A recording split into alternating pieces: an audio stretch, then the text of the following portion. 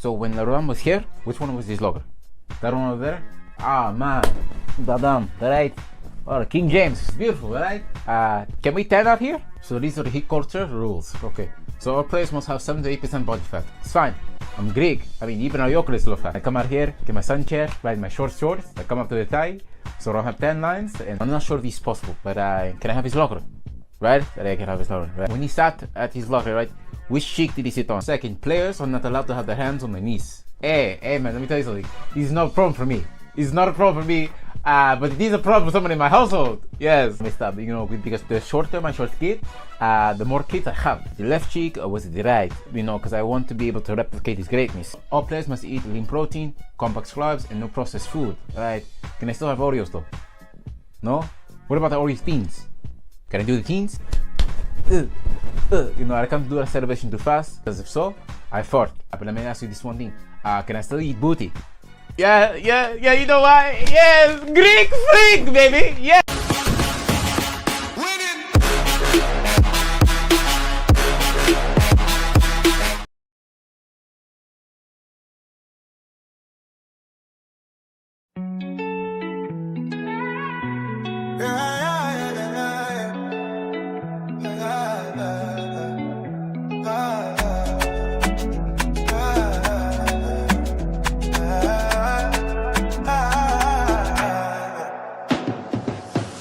We got the Greek freak. Biscayne is the name of the street.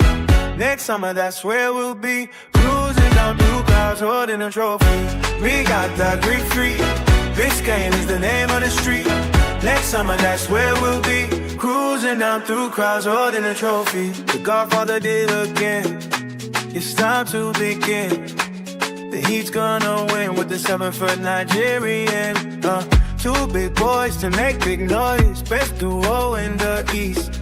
These boys bout to feast. Riley is beast and sport about to unleash. New terror in the league. You cats ain't hearing me. This is Heat in 3rd degree. We making this degree. Let the title goes to Miami. Confetti parade down Biscayne. This is why I love this game. We got the Greek freak. Biscayne is the name of the street. Next summer, that's where we'll be. Cruising down through crowds, holding a trophy. We got the Greek freak. Biscayne is the name of the street. Next summer, that's where we'll be. Cruising down through crowds, holding a trophy.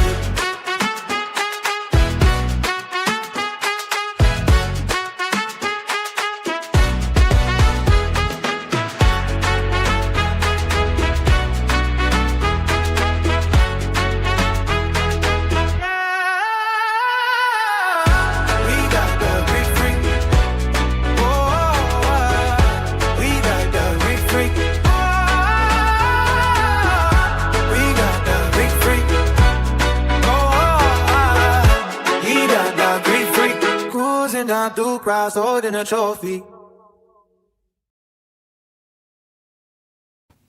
Peace and blessings, y'all. Peace and blessings. Welcome to another Friday Night Exposure with The Exposer. It's your boy, Ajani, The Exposer, representing the GOAT James Kingdom platform. Y'all already know what to do. Hit that like button. Hit that subscribe button. Don't be afraid to become a member of the channel. As you guys know, we are going to continue to grow our content, continue to grow our followership, and obviously continue to give you guys great information about the game of basketball, whether it's the GOAT debate or actual basketball, like you know who I am, the big-time Miami Heat fan. We just made a big-time deal, so now Biscayne in June is coming back. So tonight's program will be about the Miami Heat big blockbuster trade to acquire Giannis Antetokounmpo, the Greek freak, one of the best players in the league right now. And this is something that's been in the making for a while, and I got a special guest with me that's going to answer some of these questions about how all of this came about and what's next for the Miami Heat now that they acquired Giannis Antetokounmpo. But y'all know to do the right thing, which is hit that subscribe button, become a member of the channel. Shout out to everybody who is here Peace and blessings to all the GJK members, man. Shout out to you, Jeremiah. What's good, brother? Peace and blessings. It's good to see you. Shout out to my boy Marcus in the building. What's good? To Wayne Gantz in the building. We got new GJK members here. Shout out to you, brother. Peace and blessings. Shout out to you. LeBron James. Thank you so much for joining me here again on another great Friday night, man. We here to have some fun, man. Yes, it's gonna be another party, man. Biscayne in June, man. We about to have some fun tonight, man. So again, Giannis is now a part of the Miami Heat. And officially, man, y'all know, listen, y'all know I've always been a Heat fan. The last 2 years have been a nightmare for me as a Heat fan. It's been a soap opera drama with the whole Jimmy situation. Then obviously last season, we had our ups and downs. We had some good moments, but, you know, as a Heat fan, I'm excited about what we're about to do here, man. So again, welcome to the Friday Night Exposure with the Exposer. I'm Ajani, the Exposure. Y'all make sure to hit that like button, like I said before. Shout out to the membership, where, like I said, where real content creators get together and actually collab to do good work. Let me bring my boy Martel in the building, because he is here for the real juice, man. Peace and blessings, brother. What's good, man? Thank you for joining me. What's good, Martel? What's up, man? Thank you so much for having me on the show. Yeah, man. Go ahead and plug your channel. Let everybody know who you are. And thank you for joining me on another Friday Night Exposure with the Exposer, man. I can't wait to have this conversation with you, man. Go ahead and plug your channel, brother. Yeah, man. I have the Miami Heat Zone podcast. Make sure that you guys like, share, comment, subscribe. We're continuing to push to 10,000 subscribers. All right. And again, you are on YouTube. He has great content. You just did an interview with Antoine Walker, correct? Yes, sir. And we listen tomorrow. Tomorrow's guest, I think, is going to break the internet once again. But tomorrow, I think, is going to make some stuff shake. All right, man. Shout out to you, man, for doing your thing, man. Those are big things, like I said, man. Shout out to you, man. I gotta get to take a chance to listen to your interview with Antoine Walker. But you know, tonight's show is gonna be about, you know, Giannis Antetokounmpo, Biscayne in June. You see what I'm on. It's big time things here. I don't care what nobody say. I was a little skeptical at first. You know, we talked about this. I didn't like the idea of trading our young talent away. But this was something that obviously was in the making, and you've been on top of it from the beginning. So can you explain how all of this came about with Giannis, and how the Heat was able to make a trade to get Giannis to Miami? Well, the biggest thing is that the Miami Heat were like 0 for 10 on getting a star to Miami. We've missed out on so many stars, you know, Donovan Mitchell, Kevin Durant, even Giannis. I mean, we've missed out on these guys before. We just missed out on Giannis at the trade deadline. Yeah, the Milwaukee Bucks liked our deal, but I don't think they were, you know, really ready to move on from Giannis himself. So we've missed out on so many stars to the point where, you know, I feel like they've even been just completely forgetful in terms of, you know, they wanted Pat Riley gone. You know, we wanted to move on. Like, to be honest with you, most Miami Heat fans didn't even think we were going to get Giannis. There's no way, because like I said, we just missed out on him at the trade deadline. I would say the biggest thing is that the Milwaukee Bucks, they were the ones who didn't see the writing on the wall. Once you know internally that Giannis is pretty much looking elsewhere, that is when you need to trade him, especially with this new CBA, especially with all these new contracts and the way contracts are structured, and especially if your owner's not willing to pay a little bit more, or if you're not willing to cut a guy, or if you're not willing to pay somebody less. The Miami Heat were in the perfect opportunity.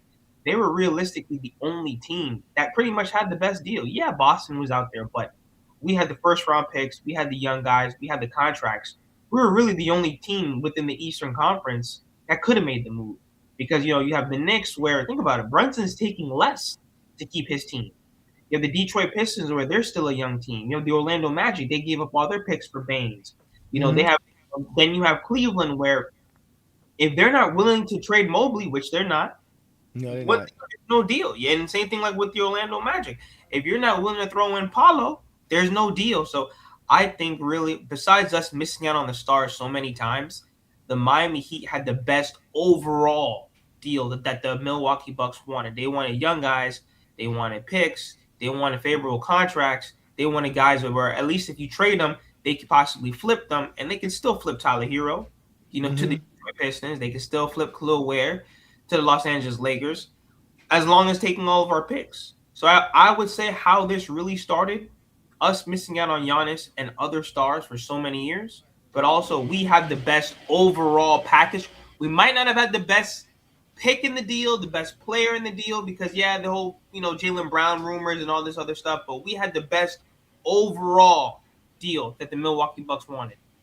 Facts. I mean, listen, I was skeptical at first. I told you, man, I was like, man, let's just keep building. Let's see what we can do. Let's see what we can get. These quick draw trades, and Giannis being as old. Because, again, he hadn't played, right, this season. And that was what kind of made me feel like, he plays such a physical game as well. Has the game really bypassed him? But in reality, in the last, since 2020, in the last 7 years, he's been averaging almost 30 points per game, 12 rebounds, 6 assists on 58% shooting.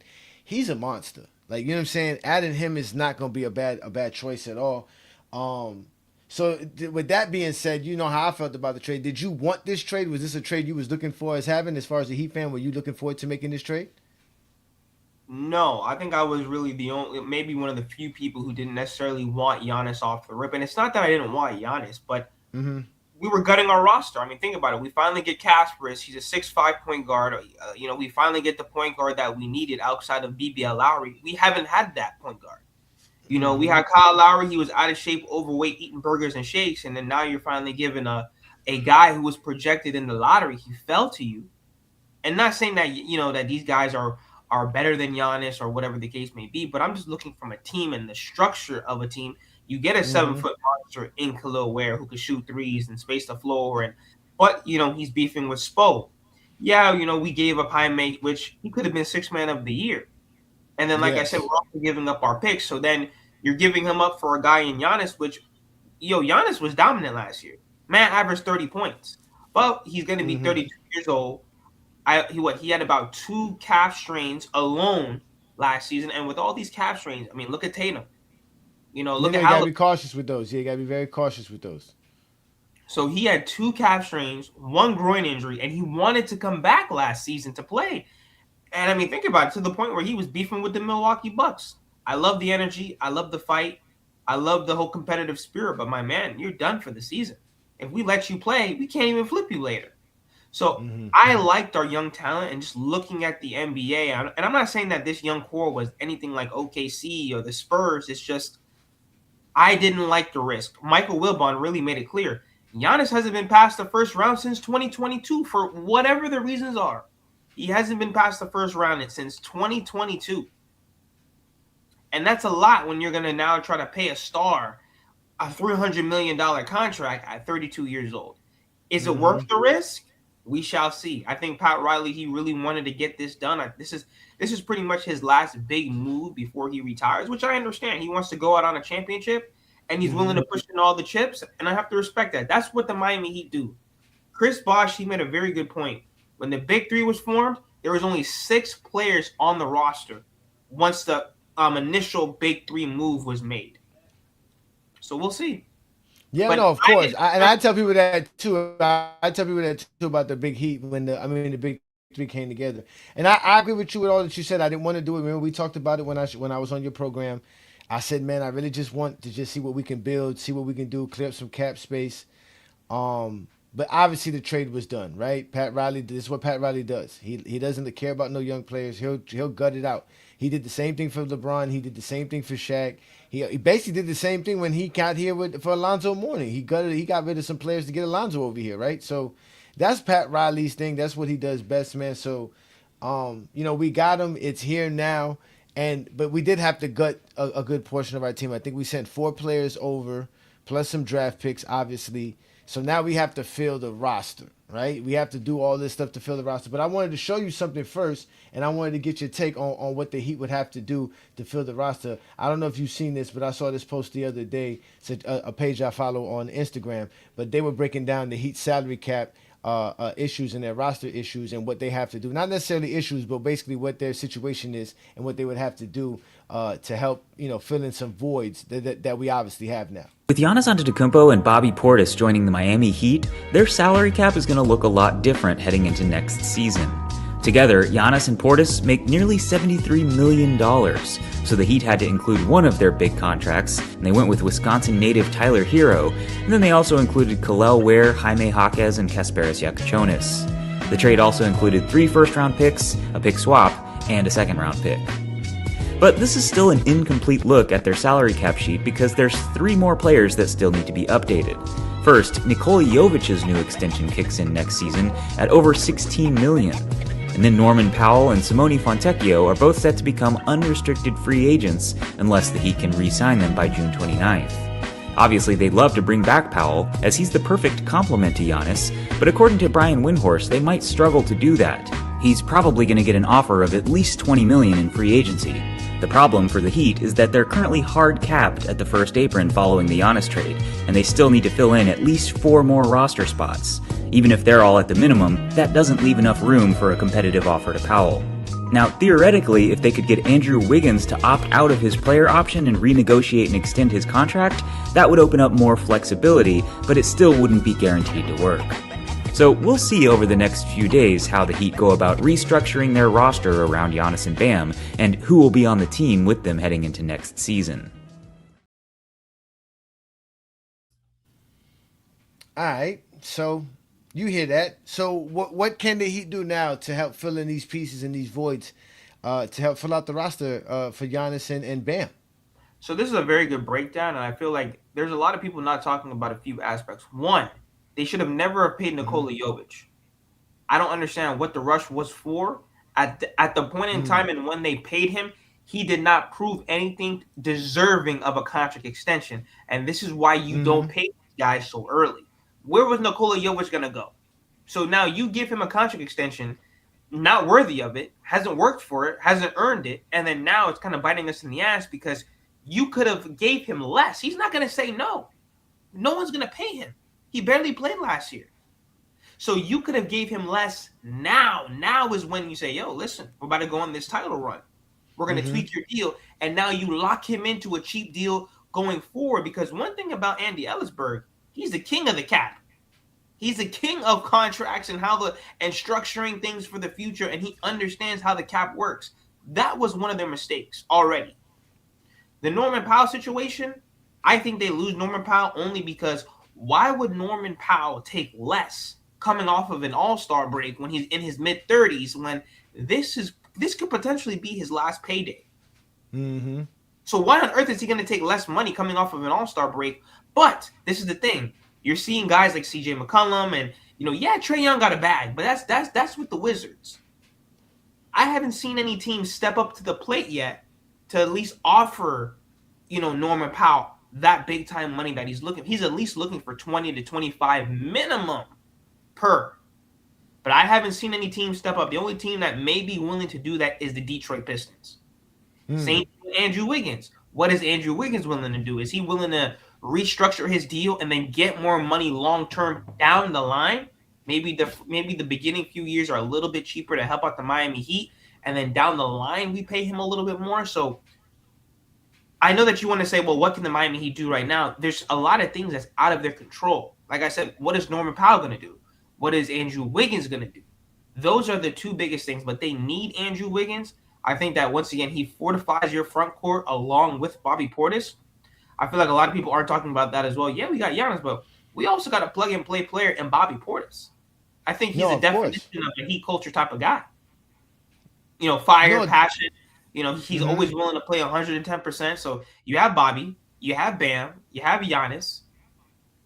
I think one of the biggest things, even just looking at this structurally, because obviously you have Giannis taking up all that money, but Bam's contract comes into play because now he's on his new contract, $49 million.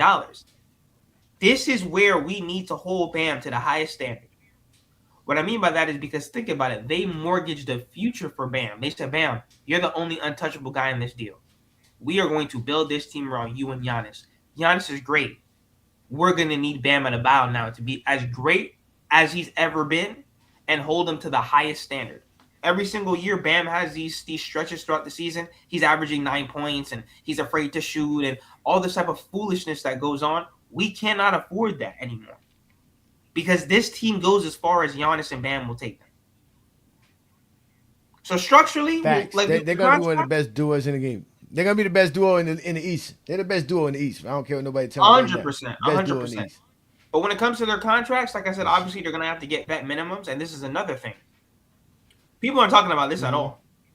It's not like 2012 and 2010 and 2011 where you can go out and go get a Shane Battier, a Chris Birdman Anderson, a Ray Allen. The league don't got vets like that. No, the league don't got vets just sitting around like that. No, they don't. Those days are over, and not even just vets. Yeah. High-level role players, Rashad Lewis, Chris Birdman Anderson, guys who are actually going to come in and make an actual impact on your team. That's the biggest thing, and that's what a lot of my concerns are with the whole Giannis thing is that you're going to now hope and wish and pray on undrafteds. You're going to hope and wish and pray a guy like a Gary Trent Jr., a guy like a Quentin Grimes, a guy like an Anthony Simons is willing to take less money. You're going to hope and pray that the market dries up for them and say, hey, we're going to come to South Beach. That's what Riley loves. He loves to try to tell somebody they're gonna get a discount to come to South Beach, and he does all those, all those type of weird things. Shout out to Zero and all the GJK assassins and the GJK members, man. Peace and blessings, y'all. Again, make sure y'all hit that like button, hit that subscribe button. Check out the Miami Heat Zone if you are a Heat fan. The brother does a great job getting us information about what's going on in the Heat on a day-to-day basis. I mean, when I say on a day-to-day basis, this young man is out here posting several times a day, giving us the scoop about what's going on inside of the Heat culture and nation. So shout out to you, Martell, for that. But with that being said, we got one of our GJK members in here. Shout out to Hollywood Herm. Y'all make sure to follow Hollywood Herm as well. He says Pat Riley did something about some time. Should Pat Riley get credit for this? Does this save Pat Riley? Because supposedly he ain't really the one doing anything. Like you said, there's other people involved. So is Pat Riley saved with this, or is he satisfied, or he's not even shouldn't even be mentioning none of this?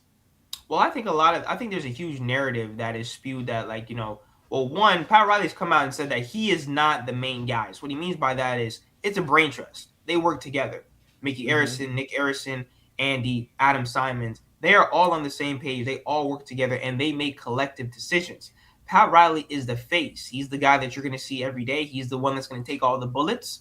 But ultimately, to be honest with you, I think they were actually not on the same page. I say that because I think you had Pat Riley where he wants to push the chips all in. I think he wants to make the moves all the time.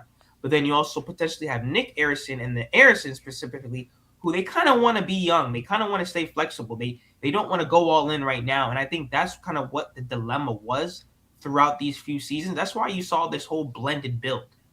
I think a lot. Okay, when it comes to Pat Riley getting stars, I feel like we're overshadowing D Wade. That's why, and I understand why the Arisons, they're never going to allow anyone to be in ownership, in my humble opinion.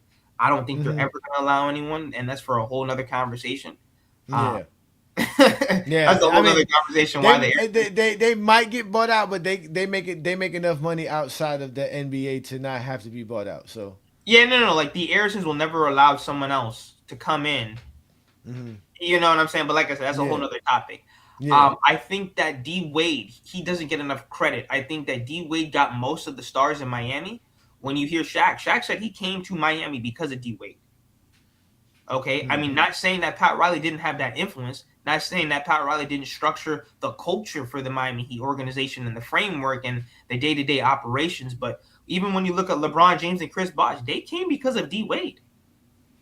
They all came. I mean, you hear all the stories. They got together on the phone and structured this deal.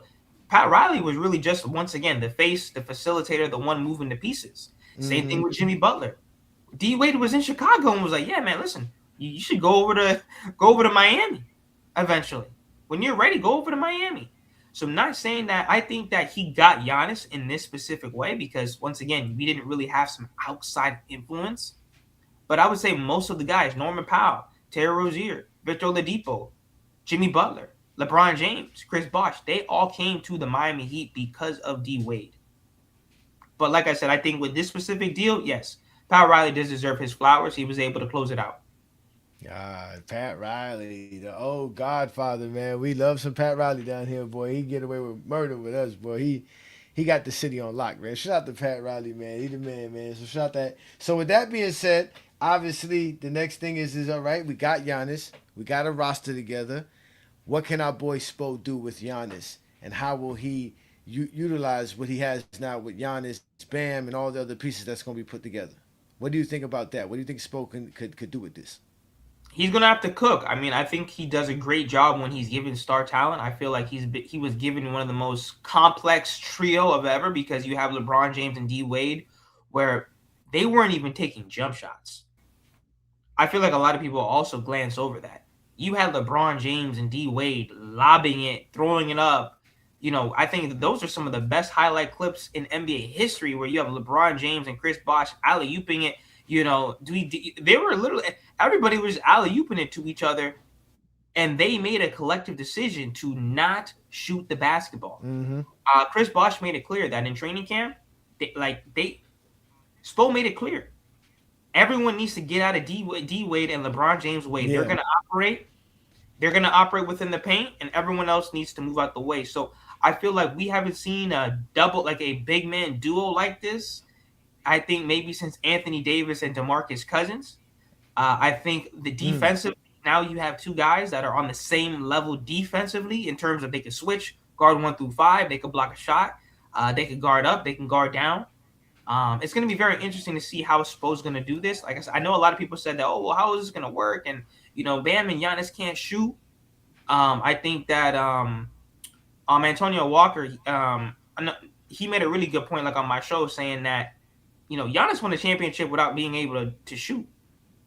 So yeah. I think that with just like with Anton saying that, the fact that he won a championship without a jump shot, we now have to see how Eric Spoelstra can now have two bigs who they're not really known to shoot.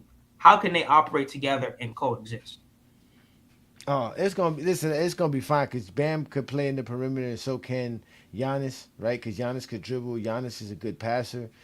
And if we can make the finals with Bam and Jimmy Butler multiple times, we got to be able to do something with Bam and Giannis. There's no way, bro. Especially when we were doing it with guys like Max Strus and Caleb Martin and them coming off the bench and stuff like that, guys impacting the game like that for us. So I definitely feel like we got a very good shot. Again, I was skeptical at first, but then when I looked at the roster and I looked at it, I said, you know what, Pat Riley could fill this in. We definitely gonna need a center, a backup center for sure, and again, obviously getting a good ball facilitator doesn't hurt. We're still in the need for a good point guard. Davion Mitchell is good enough, but not enough, if that makes sense. So, with that being said, I won't hold you for too long, man. How are we as far as contenders? Are the Heat contenders now? Are you still available there, Martel? The Miami Heat are contenders. There's no way that you get a top 5 guy. There's no way that you add Giannis, who is pretty much averaging 30. There's no way you have Bam Adebayo, who's an Olympian, an all-star, all these different accolades. Once again, I think the biggest thing that no one's really talking about is that the Miami Heat, they're going to need a closer. I feel like a lot of people, they were getting on Kendrick Perkins because they're saying that Giannis is not a number one option. Well, if you look, Giannis is a great guy. He's going to give you, 1 through 3 or even 1 through 4 in terms of the quarters. But when it comes to crunch time, when it comes to closing out a game, it was Middleton taking all those shots. Giannis sometimes even shies away from the free throw line. You have Bam Adebayo. Once again, Bam and Giannis, they're not known as being shooters. So at the end of the day now, how are you now going to incorporate a guy that's going to close? I think that's the biggest thing the Miami Heat are going to have to answer. Giannis and Bam, their greatness is great. But cool, that's undeniable. Who's going to close these games out? Who's going to be the one to take the big shots, the clutch shots? Because that's what Jimmy was. Jimmy was a closer. We had Bam. Yeah, we had Tyler, Kyle Lowry, and the role players were rolling. We had Caleb Martin and, Gabe Vincent. But Jimmy was the one scoring the 56 and closing and hitting those big shots on Jrue Holiday. Jimmy was the one taking on, the Bucks and the Celtics head on, closing the game against, Tatum and Brown, really making those big time shots. So, of course, the Miami Heat are definitely contenders. There's no way you have Giannis, a top 5 guy on your team. Bam Adebayo. We have the best coach in the NBA. I mean, one of the best coaches of all time in Eric Spoelstra. And like I said, they always can coach their guys up with the role players. I'm not worried about that. I'm not worried about them contending. For me, it's who's the closer? Who are they going to get a guy where – because remember, when you're in the playoffs, you got to get someone that can make a bucket. You need someone who can score on all levels. You need someone who can will their team in different directions, throughout the East. And like I said, especially when it comes down to crunch time, half court, who's going to be able to score in the half court? I feel like that's what they're not realizing. who could score in the half court when the game slows down, when you need a bucket. That's exactly what needs to be answered. All right, I got you on that, man. I listen. Like I said, man. Biscayne in June is back. It's official, man. I'm ready. You saw the intro. I'm over here dancing, thinking to myself, we really got the Greek freak. Like this dude's a monster. This dude is a 9-time All NBA player, 10-time All Star, 2-time MVP, Defensive Player of the Year, 5-time All Defensive Player, in-season Cup MVP and champion. This dude has a lot on his resume, and he's gonna do wonders in Miami because, again, Miami's a good place for Giannis. You know what I'm saying? And his mentality and how he plays, and how we structure things, and we're gonna protect him. He's gonna love living down here. He's gonna love being down here. His family's gonna love living down here. It's gonna be a lot of good things gonna come out of this. So I'm really happy about that. So with that being said, I'm not gonna hold you too long. We got a few people showing you some love already here, man. Shout out to all of y'all. Y'all make sure to follow again the Miami Heat Zone on YouTube. He's also on Instagram as well. Man, shout out to you, brother. I appreciate all the things that you do, man. So what are your final thoughts overall? We about to get into the summer. The Knicks are the champions, so we gotta worry about the Knicks, Detroit, Orlando, blase, blah, blah, blah, blah. Your final take, final thoughts as a Heat fan. Give it to them. Let them know. You forgot the final piece. You forgot the ultimate story. What's the ultimate story? You forgot the ultimate storyline. What's that? Oh, you forgot not one, not two, not three, not four, not five. Okay. Not six, So let's get the elephant out the room. What do you think about LeBron coming to Miami? There is talks that Pat Riley will make the offer to LeBron. I think it's all in just respect and just to say, hey, you're always welcome here. But what do you think about LeBron James? That would make our front court would be the best in basketball with LeBron, Bam, and Giannis. Lord have mercy. And that would fill the void of us not having a playmaker, because LeBron would definitely be a playmaker that could shoot. All I'm saying is that, once again, that would be the ultimate storyline, that LeBron James and Pat Riley, they go out on a championship. Wow. You get Giannis, who gets his second ring. You get Bam Adebayo, who gets his first ring. Oh, Lord have mercy, man. Don't get you me tell started, me a better storyline. Hold on. You tell me a better storyline where Pat Riley and LeBron James go out together on a ring. On a parade. They retire on a parade down Biscayne Boulevard. Tell me a better storyline. That is it. Listen. I can see LeBron making that choice. I think LeBron has 3 options really right now, and it's LA, Miami, and Golden State. I think he really would like to go play with Stephen Curry if that really goes well. I think his best option is to stay in LA, but I think Miami's enticing enough. To where he looks at it like, man, I get to play with Giannis, the Greek freak. You know what I'm saying? I got Bam, all 3 unselfish players. It'll all work well. There's no and obviously it's good culture, good system, smart coaching. All that's going to be a part of it. LeBron's going to know that everybody's going to be involved. Now the question is that are they going to let LeBron have his cookies? Now, wait, hold on. That's one of the biggest misconceptions, though. I feel like a lot of people don't realize. Remember, LeBron James was in his mid to early 20s when he joined the Miami Heat. Yes. The way that the Miami Heat are structured now, in terms of how rigid they were in their whole military, lifestyle, that people would say they're far from that. And I feel like a lot of people don't realize that. They let Jimmy Butler do things that LeBron James, Chris Bosh, and D Wade couldn't do. So I mean, and we don't have to get to the specifics, but they're not as strict. They don't practice like that, like the 3-hour practices, and just the way they used to do things. Like I said, Pat Riley's come out and said that they've changed their ways. They understand how the NBA functions and with stars. And now you're not going to be bigger than the program, and I feel like we have to keep that, only because now you have players that forget why they're on the Miami Heat or the current team that they're on. They forget that we're here to win a championship. And if the Miami Heat are telling you to run an extra few laps or whatever the case may be, it's because it's ultimately about winning.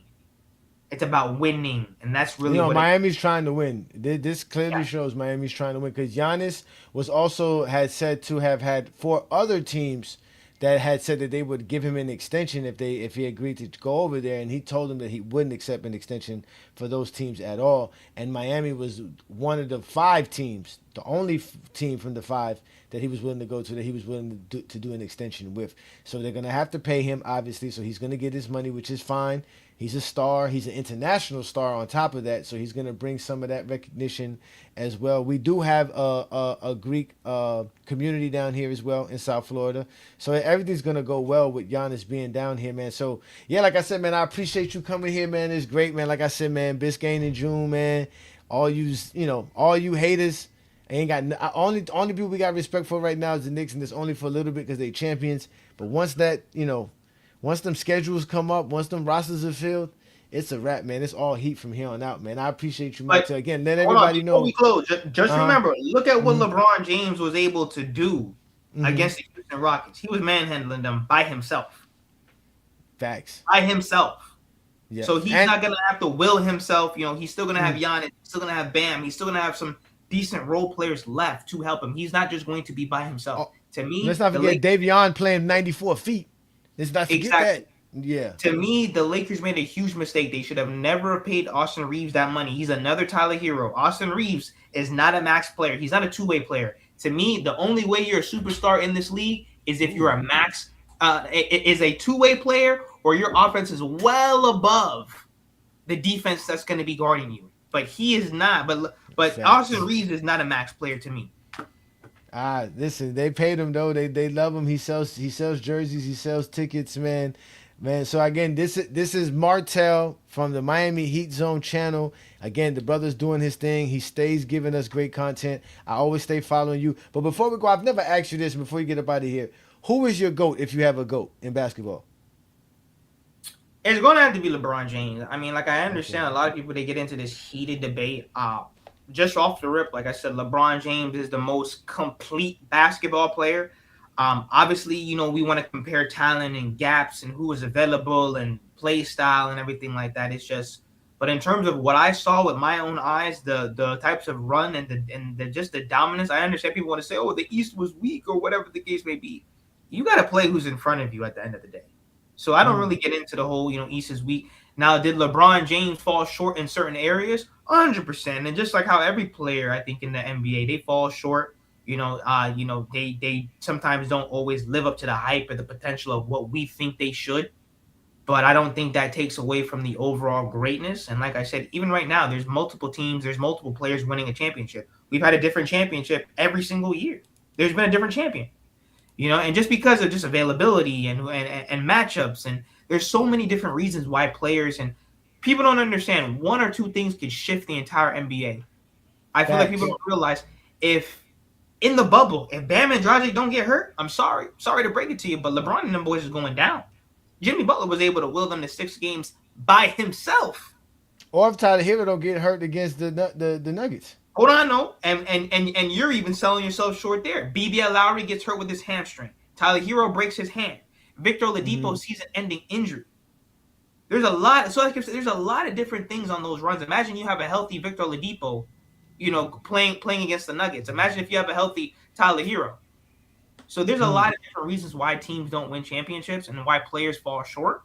But I think yes, LeBron James, in terms of an overall basketball player, he definitely is the GOAT. Longevity, I understand. There's a lot of different reasons, but in terms of a complete basketball player, it's LeBron James. Yeah, that makes you a true basketball fan.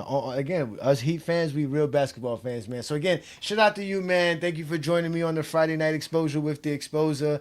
I'm glad we get to celebrate this together, and I'm glad we both saw eye to eye on the whole Giannis trade in the beginning. But still, this is our team. This is what we got. I really feel comfortable saying back, Biscayne in June is back, man. So again, Martell from the Miami Heat Zone, man. You enjoy your evening, brother. Thank you for joining me, man. It's great having you again. And that man in the comments that said that we wasn't winning, just know that man in the comments that said that we wasn't winning, Jimmy Butler, Bam Adebayo, and a ragtag crew of guys went to 3 Eastern Conference Finals and 2 NBA Finals. You let me know a team that could have done. There's no NBA superstar that could have done what Jimmy Butler and Bam Adebayo did with that ragtag crew of guys and untimely injuries. That's why I feel comfortable that we can do it again. If we can do it with Bam and Jimmy, we can do it with Bam and Giannis for sure, man. So again, brother, Peace and blessings. I'm about to put the link up for other people to go on, but you ain't got to get. It's gonna get hectic in here. This is how, you know how GOAT James Kingdom is, man. It's crazy, brother. So appreciate you, man. Thanks so much, Martell, man. Again, man, that is my boy Martell, man. The young man does his thing, man. I've been following him for quite some time now. He's been able to provide some great insight on the Miami Heat on a day-to-day basis. He also collaborates with other guys. They do great content. He does interview with the people that actually cover the Heat, guys like Ethan Skolnick and all these other guys. He covers all of the stuff that goes on with the Miami Heat. He also just recently did an interview with Antoine Walker, which is available on his channel. Check him out. They had a great conversation. I'm about to check out the full conversation as well. So again, that is the Miami Heat Zone channel on YouTube and Instagram. Shout out to the young man, man. He kept doing this thing, man. That is great, man. But again, it's big time things here in Miami, man. We are about to celebrate the Greek Freak, ladies and gentlemen, because we got the Greek Freak. Y'all didn't see the original intro to the night's program, but I'm gonna go ahead and play it for you again because again, ladies and gentlemen, it's going to be Biscayne in June.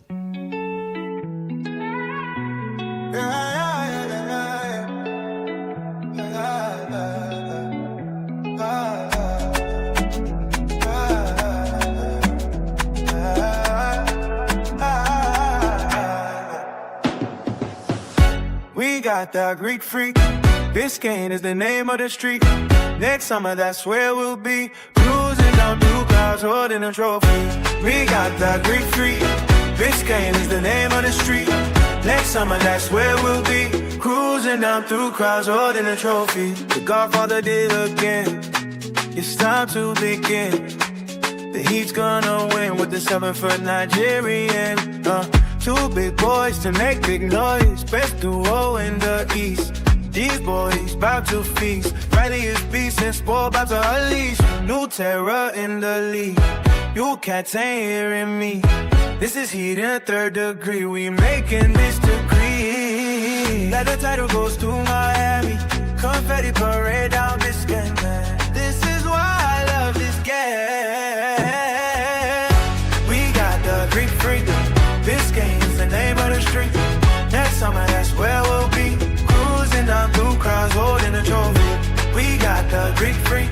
Biscayne is the name of the street. Next summer, that's where we'll be. Cruising down through crowds, holding a trophy.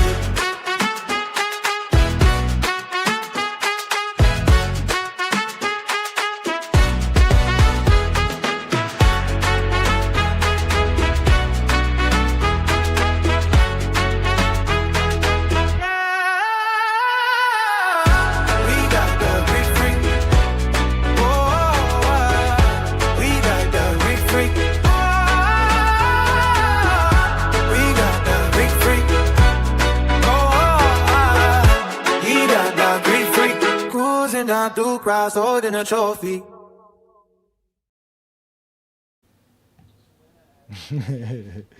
Y'all be hating, man. Ain't nobody care what y'all think, man. We having some fun tonight, man. Again, I'm excited about this. This is what makes basketball such a great sport. You know, I can't hate. We got Giannis. We got the Greek Freak, man. This is one of the best players in the NBA right now. He's been in people's top 5 now for the last 4, 5, 6, 7, 8 years. This man's been really good in basketball, and he's been dominating, doing things that nobody's ever done in the game as well. With the way he's been playing, the guy's just phenomenal at basketball. He bends defenses. He has gravity. He has gravity. That's what they say. You know what I'm saying? They have gravity, man. Appreciate all the love, man. Thank y'all, man. Listen, man. I'm about to drop that song for y'all, man. That's Biscayne in June, man. This Biscayne Boulevard is the street we be having the party at, man. This is where we do it at, on Biscayne Boulevard in Miami, man. Right in front of the Kaseya Center. That's what it's called right now, the Kaseya Center, which is where the Heat play. That's where all the Heat parades be at. I've been at all the parades. And we're going to have another one next summer, that we're going to have another party on Biscayne Boulevard because the Heat going to be champions. That's what we about to do, man. Yeah, man. Listen, man, we got the Greek Freak. I put the link up for y'all who want to join me and have some fun, and we could talk about the draft. Obviously, the NBA draft just happened this week as well.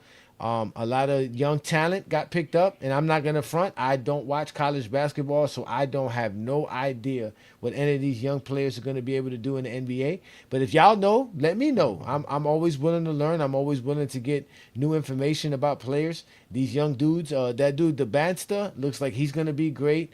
I seen a little bit of that. Did Caleb Wilson? Some stuff on him. He looks phenomenal. He looks like he got some talent as well. I don't know about the Boozer twins or the Boozer kid too much. Nor do I know too much about Peterson, but I know a lot of people like Peterson, right? So Utah Peterson actually a good choice for them. They had Ace Bailey. So again, they got, the NBA, the NBA is really a young, man's league, right? So a lot of these young players are gonna be able to stand out, man. Like we were talking about these minimum vets. There's not too many vets in the NBA, man, that you want to put on the floor or keep around unless they're like a Kevin Durant, a Kawhi Leonard, a Damian Lillard, LeBron James. Like these are the only vets that we see in the league. There's no more vets like the Udonis Haslams, right? The Taj Gibsons, guys that just sit at the end of the bench and be, the Iguodalas. You know what I'm saying? Like, they don't do that no more, man. The NBA got rid of those type of guys, man. I mean, if you think teams are going to pack the paint, that's fine. We're going to get some shooters. Pat Riley's not dumb. We're going to get some shooters. What's good, Iron Man? Peace and blessings, man. Thanks for joining the Friday Night Exposure with the Exposure, man. What do you think of the Miami Heat's big blockbuster trade and getting Giannis Antetokounmpo? I think y'all can compete in the East. I mean, y'all got Giannis, y'all got Bam.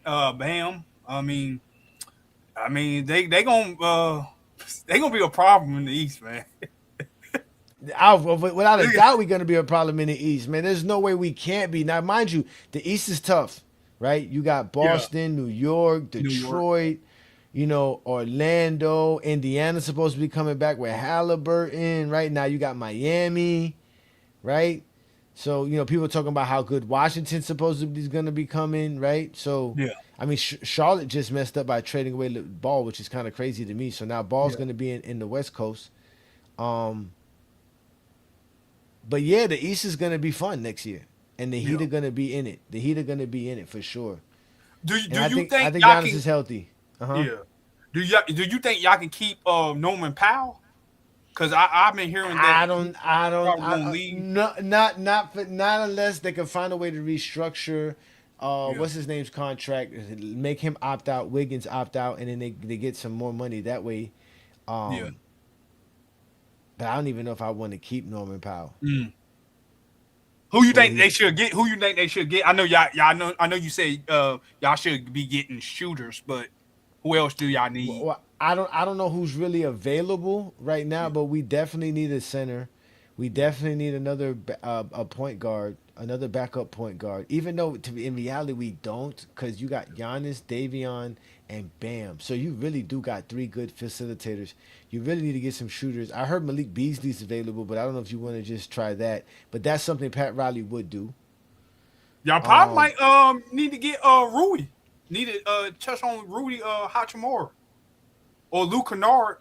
Yeah, but Ruby's going to get paid. Ruby would get paid. He would get the same amount of money, or if not more, than what Norman Powell's asking for. Yeah. Oh, I mean, obviously, bring. Let's do that. Let's put Wiggins and Norman Powell together and send him over there to LA and to give us Hachimura. Yeah. Right? I'll take that. That'd be a good trade, yeah. I'll take that. Because, again, I don't think that the Heat roster is not that bad. Jovic could still shoot. Bam could shoot. Wiggins could shoot. Pella Larson could shoot. Mm-hmm. So yeah, I think we got a chance. Yeah, but I know you talking about the LeBron and going to Miami. You think that's realistic? It's a possibility, very slim. I mean, slim as I am, possibility, but I don't know. I would love it. That wouldn't bother me. But LeBron coming back to Miami will never make me feel nothing but greatness. Yeah. Oh, that would be so great. I could just see it now. LeBron, Bam, and Giannis on the court together. Yeah. The Spo. Oh man, the East is in trouble. Yeah. And he'll get to relax here in Miami. He'll be good down here. But I don't know, man. I wonder how much I don't want to say loyalty. How much LeBron feels like he has to, like, does he can he leave JJ Redick, like, just be like, yo, I'm out of here, man? I think he can, but I mean, I think the problem is I think Bron is still gonna be on the team, on that Lakers team. So you know how he do. You know, he like playing with his son and stuff. So I don't know. I think he did it. I think that was fun. He did it. He played a playoff with his son. I don't think that's I think LeBron still wants to win a championship, which Miami gives him a good chance. Yeah. But does Miami give him a better chance than the Lakers do? Right? You don't have to worry about Luka getting injured or nothing. That's what I'm saying. And playing alongside Luka ain't fun, man. I don't think LeBron thinks playing alongside Luka is as fun as he thought it would be. Yeah. Because at least Giannis and Bam, especially Bam, they can play defense. You got to worry about Austin Reeves and Mitchell. And they got Mitchell, too, so you ain't got to worry about that. LeBron could just be that safeguard guy, and they all could just be dominating defensively. Yep. Oh, they would be a defensive nightmare for teams. Yep. Oh, the Necessities would be mad, too. Yeah. But, yeah, I like the trade, man. I mean, I think y'all one of the favorites. I mean, y'all in that top three. If y'all can stay healthy and stuff, y'all can do something in the East. I don't know about no TJ McConnell, man. I mean, I just don't know who available. If I can see who's available, I would be able to say, okay, yeah, I'll take this guy, that guy. Right now, I don't know off the top of my head who are the available free agents that the Heat could acquire. But it don't matter. Pat Riley finds them. He gets players that do exactly what he needs them to do.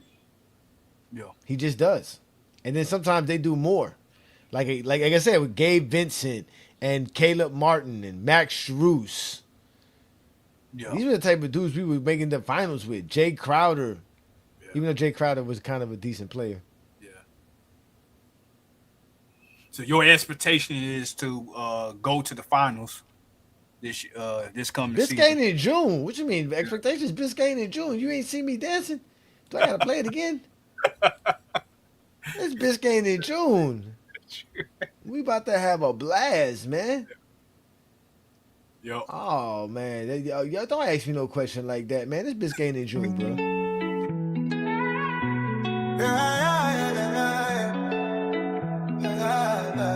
You see it? Biscayne in June, nigga. Oh yes, we got the Greek freak, nigga. 305, stand up. We got the Greek freak. Biscayne is the name of the street. Next summer, that's where we'll be. Cruising down through clouds, holding a trophy. We got the Greek freak. Biscayne is the name of the street. Next summer, that's where we'll be. Cruising down through crowds, holding a trophy. The Godfather did again. It's time to begin. The Heat's gonna win with the 7-foot Nigerian. Two big boys to make big noise. Best duo in the East. These boys bout to feast. Friday is beast and sport bout to unleash. New terror in the league. You cats ain't hearing me.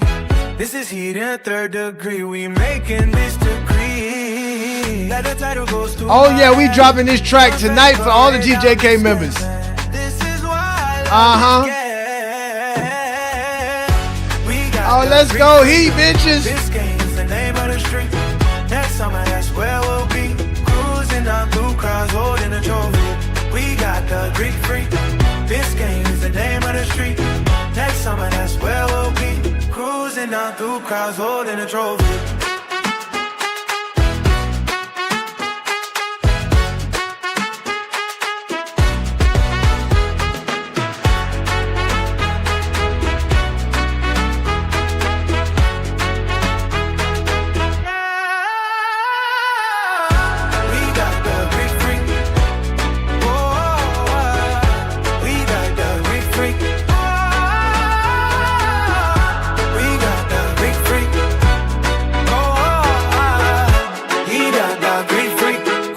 Down through crowds holding a trophy.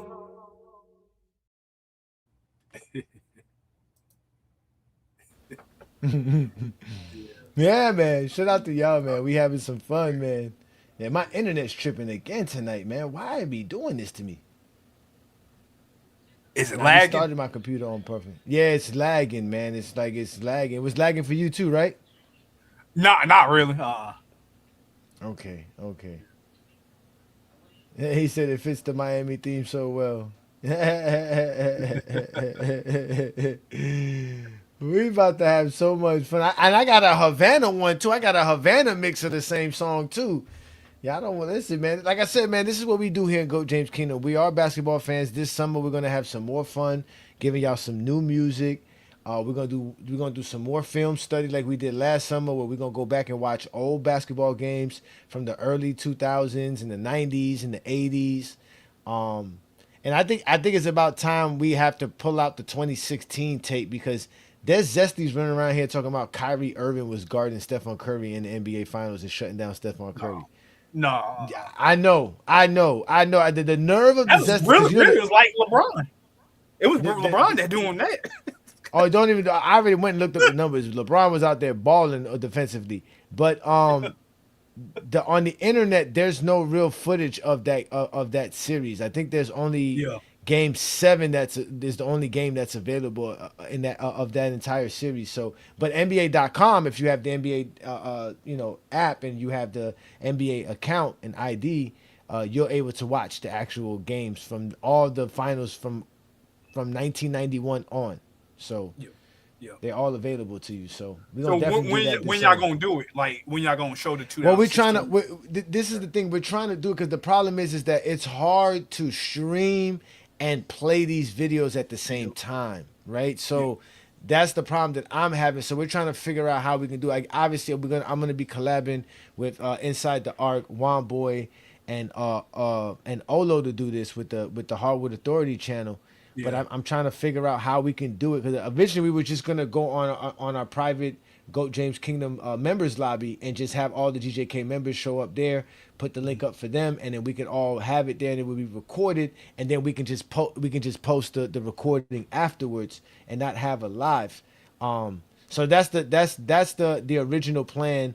But we also was talking about seeing how we can do it to make it alive, because we want to be able to do it with people watching the game with us as well. So that's the hard part is that it doesn't matter, what internet service you have, bro. It's like when you're streaming and then you're trying to actually watch something on your stream, the lagging just starts to just start popping, no matter what it is. So.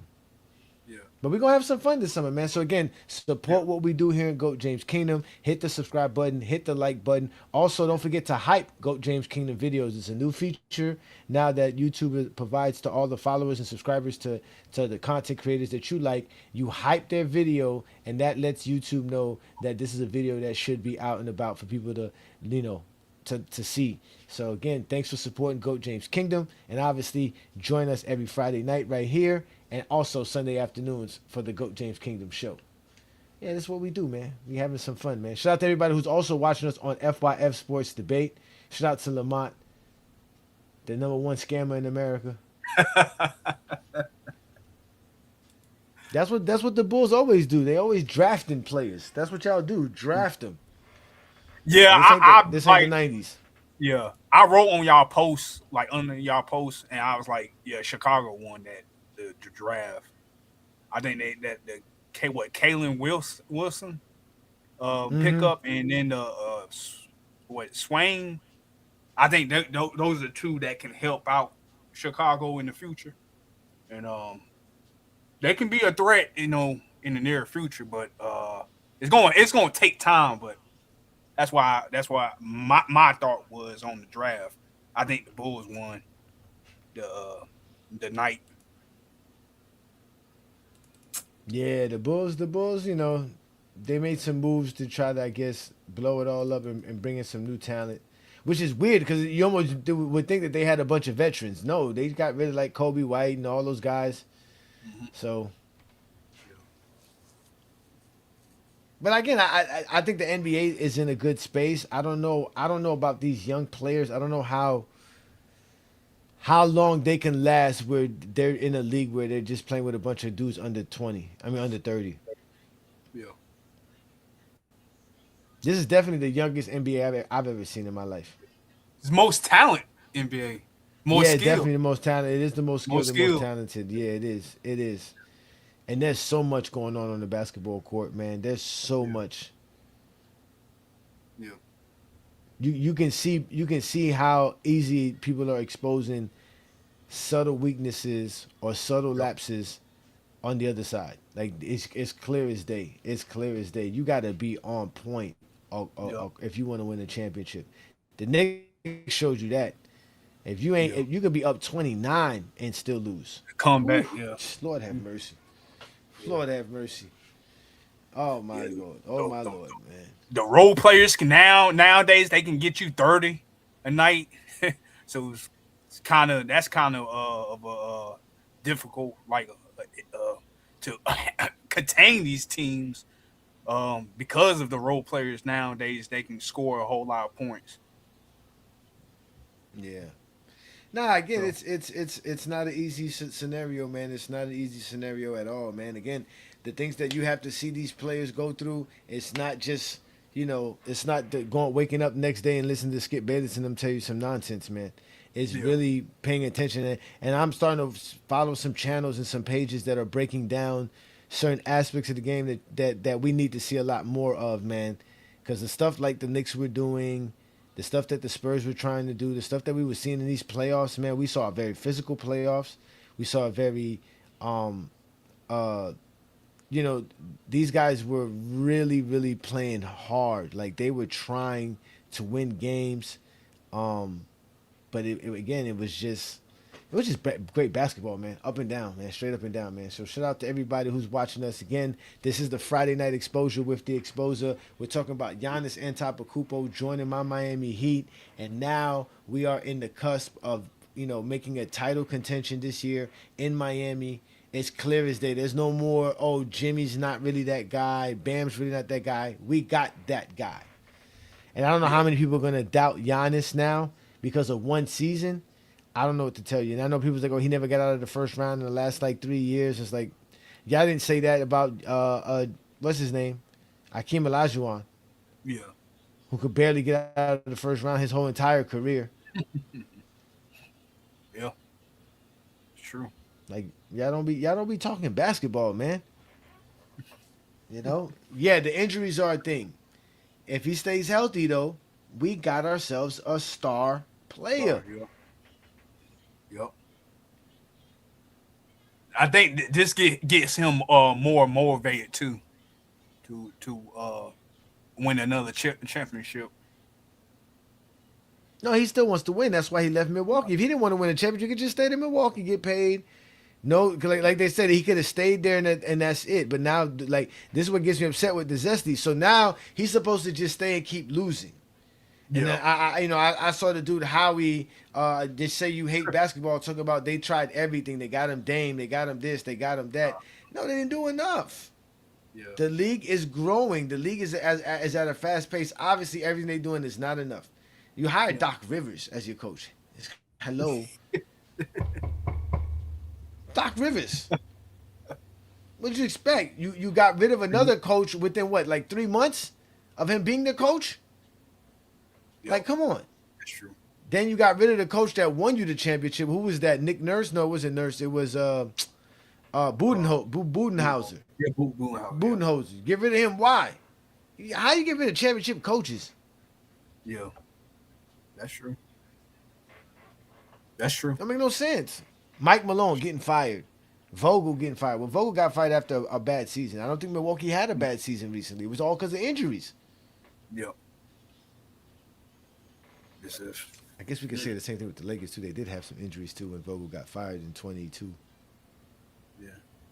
But he didn't do a good job, neither. He didn't do a good job. Yeah, because AD was out, I think, a whole lot of games that year. Mm-hmm. Then you had LeBron getting injured, too. Yeah, but, I like I said, man, Giannis is a 30 and 10 and 5 on 60% shooting on a Tuesday. Like my boy Chill would say. Yeah. You still got to worry about him. He has one of the best downhill games in NBA history, if not the best downhill game in NBA history. He's one of the best finishers in the league. He punishes your big men for being too slow. He punishes your smaller men for being too small. Yep. And he does not care about nobody. Miami's gonna be perfect for him. Miami's gonna be perfect place for him. He's gonna blossom in Miami. He's gonna basically rejuvenate his career right here in Miami. Yeah. Yep. That's what it's gonna be. Yeah. That's what it's gonna be. Yeah, and I'm all for the hating. Somebody says if we can somehow get Anthony Simon or Sexton, I wouldn't mind Sexton. I've always wanted Sexton to come Yeah, to he's Miami. on. Yeah, he's a free agent. He's a Miami player. If he's a free agent, sign him. Go Yeah. get Sexton. He played. Go yeah, get him. Go He get played Sexton. defense. He's a dog. Yep. Yeah, go get Sexton. Definitely go get Sexton. Yep. I don't know. Move Jovic for who? Who would want Jovic? I don't know about that. Duncan? You mean Duncan Robinson? What Duncan you talking about? Did he let Duncan Robinson go? He's not coming back. Yeah, he ain't coming. Yeah, he ain't coming back. Nah, man. But we got a new guest up here. Peace, Lee. Thank you for joining the Friday Night Exposure with the Exposer. We are here, obviously, talking Miami Heat acquisition of Giannis Antetokounmpo and obviously NBA draft and the offseason moves yet to come. What's going on, Ajani? It's been a while since I've been on your show, but I still support. Good brother, you're a good brother. I'm just hating because I support the Celtics and they fumbled again with Giannis, and I've been crushed these last 2 weeks, and now they fumbled to Jaylen Brown. How you got Jaylen Brown? I don't understand how y'all got Jaylen Brown and Jason Tatum, and y'all out here just dangling Jaylen Brown every year for a trade. It don't make no sense. I don't know, Johnny. I don't have a clue. I'm just sitting back. I was really hoping that they could keep the tandem and somehow add Giannis and Antetokounmpo, but Brad Stevens. You know what? You know how they didn't get Giannis, right? It was basically the Bucks literally said, "Yeah, this is a done deal. You just got to give us two of your bench players that you drafted in the first and second round last year or the year before." And Brad Stevens didn't want to do it. Who was those players? Who what players? Were that? I'm trying to think of their names. One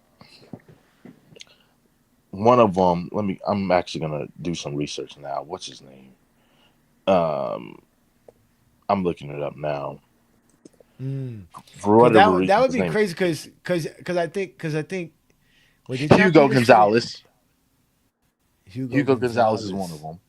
Yeah. Oh my God, who is that? I don't even know who that is. And then the other one, gosh, it just frustrated me so bad, Johnny. Someone said Ben Shireman. Yes. Y'all talking about the Jaylen Brown and the Giannis trade? Yes. That was on the table. Yeah, supposedly. It was all because Brad Stevens didn't want to give up Hugo Gonzalez and Baylor Shireman. Yeah. Oh, gosh, bro. All because of that. That was an easy trade to make. Easy. And Brad Stevens didn't want to do it. And now I'm going to have to deal with Ajani trolling the Celtics every single day for the rest of the year. Oh, it's going to be great to beat on the Celtics and the Knicks now. Oh, it's why did I join your panel tonight, Ajani? I don't know why I did. I'm just saying, listen, y'all got a championship, so don't even feel bad. We haven't won one since 2013. Y'all were way much more recent champs. Y'all definitely still got, to me, like I said, I still have Jaylen Brown in the top 10. Jason Tatum is still a top 10 player in today's NBA as well. Derek White is still good. Pritchard stepped up. You guys got some good talent. I think again, at the end of the day, I think a lot of teams, I mean, you got rid of the championship team, so you had to expect that there was going to be some kind of decline, especially when you knew Jason Tatum was going. I don't know what Boston is doing. I just think that y'all just trying to clear up cap space. I think y'all don't want to pay. I don't think y'all want to pay Jaylen Brown the money he's going to get the next 2-3 years. Oh yeah, especially with the whole second apron. Gosh, but yeah, that I think that's the primary reason. And then plus, at some point, when you continue to dangle Jaylen Brown in trade talks every year, at some point he's going to demand a trade, and which technically he already did. But I think he's going to get traded within the next week or two. I just don't know to what team's going to get traded. So I don't know if it's going to be the Hornets. They popped up. I don't know if it's going to be the Pistons. I really don't have a clue. The Warriors could be a wild card. I don't know. It's going to be this offseason is going to be crazy. This offseason is going to be crazy. Why do y'all want to trade Jaylen Brown so bad? I just don't get that. I don't want to. You would have to reach Brad Stevens. It's him that wants to for some weird reason. Yep. What up, 2 cents? We got 2 cents in the building. What's good, 2 cents? Hey, what's up, Will? Hey, congratulations on your Christmas present. I got you. We sent them down there to you. I know you was happy when you seen them. Man, I was like, I wish I knew Ajani personally. I was like, bro, I would have bumped chests with you on that one. But here's the thing about it. You know what I love about what's going on now? See, what they're doing with sports. I hated it. Okay, like in college. It was damn near the Alabama Invitational for the national championship. They did all this tournament stuff and made it a little bit better. And it became more competitive. And now they're doing things in the college realm to make it more competitive. Even when Chicago ran the table like that for that many years, nobody want to see Chicago or the Lakers do that every year unless they're a fan.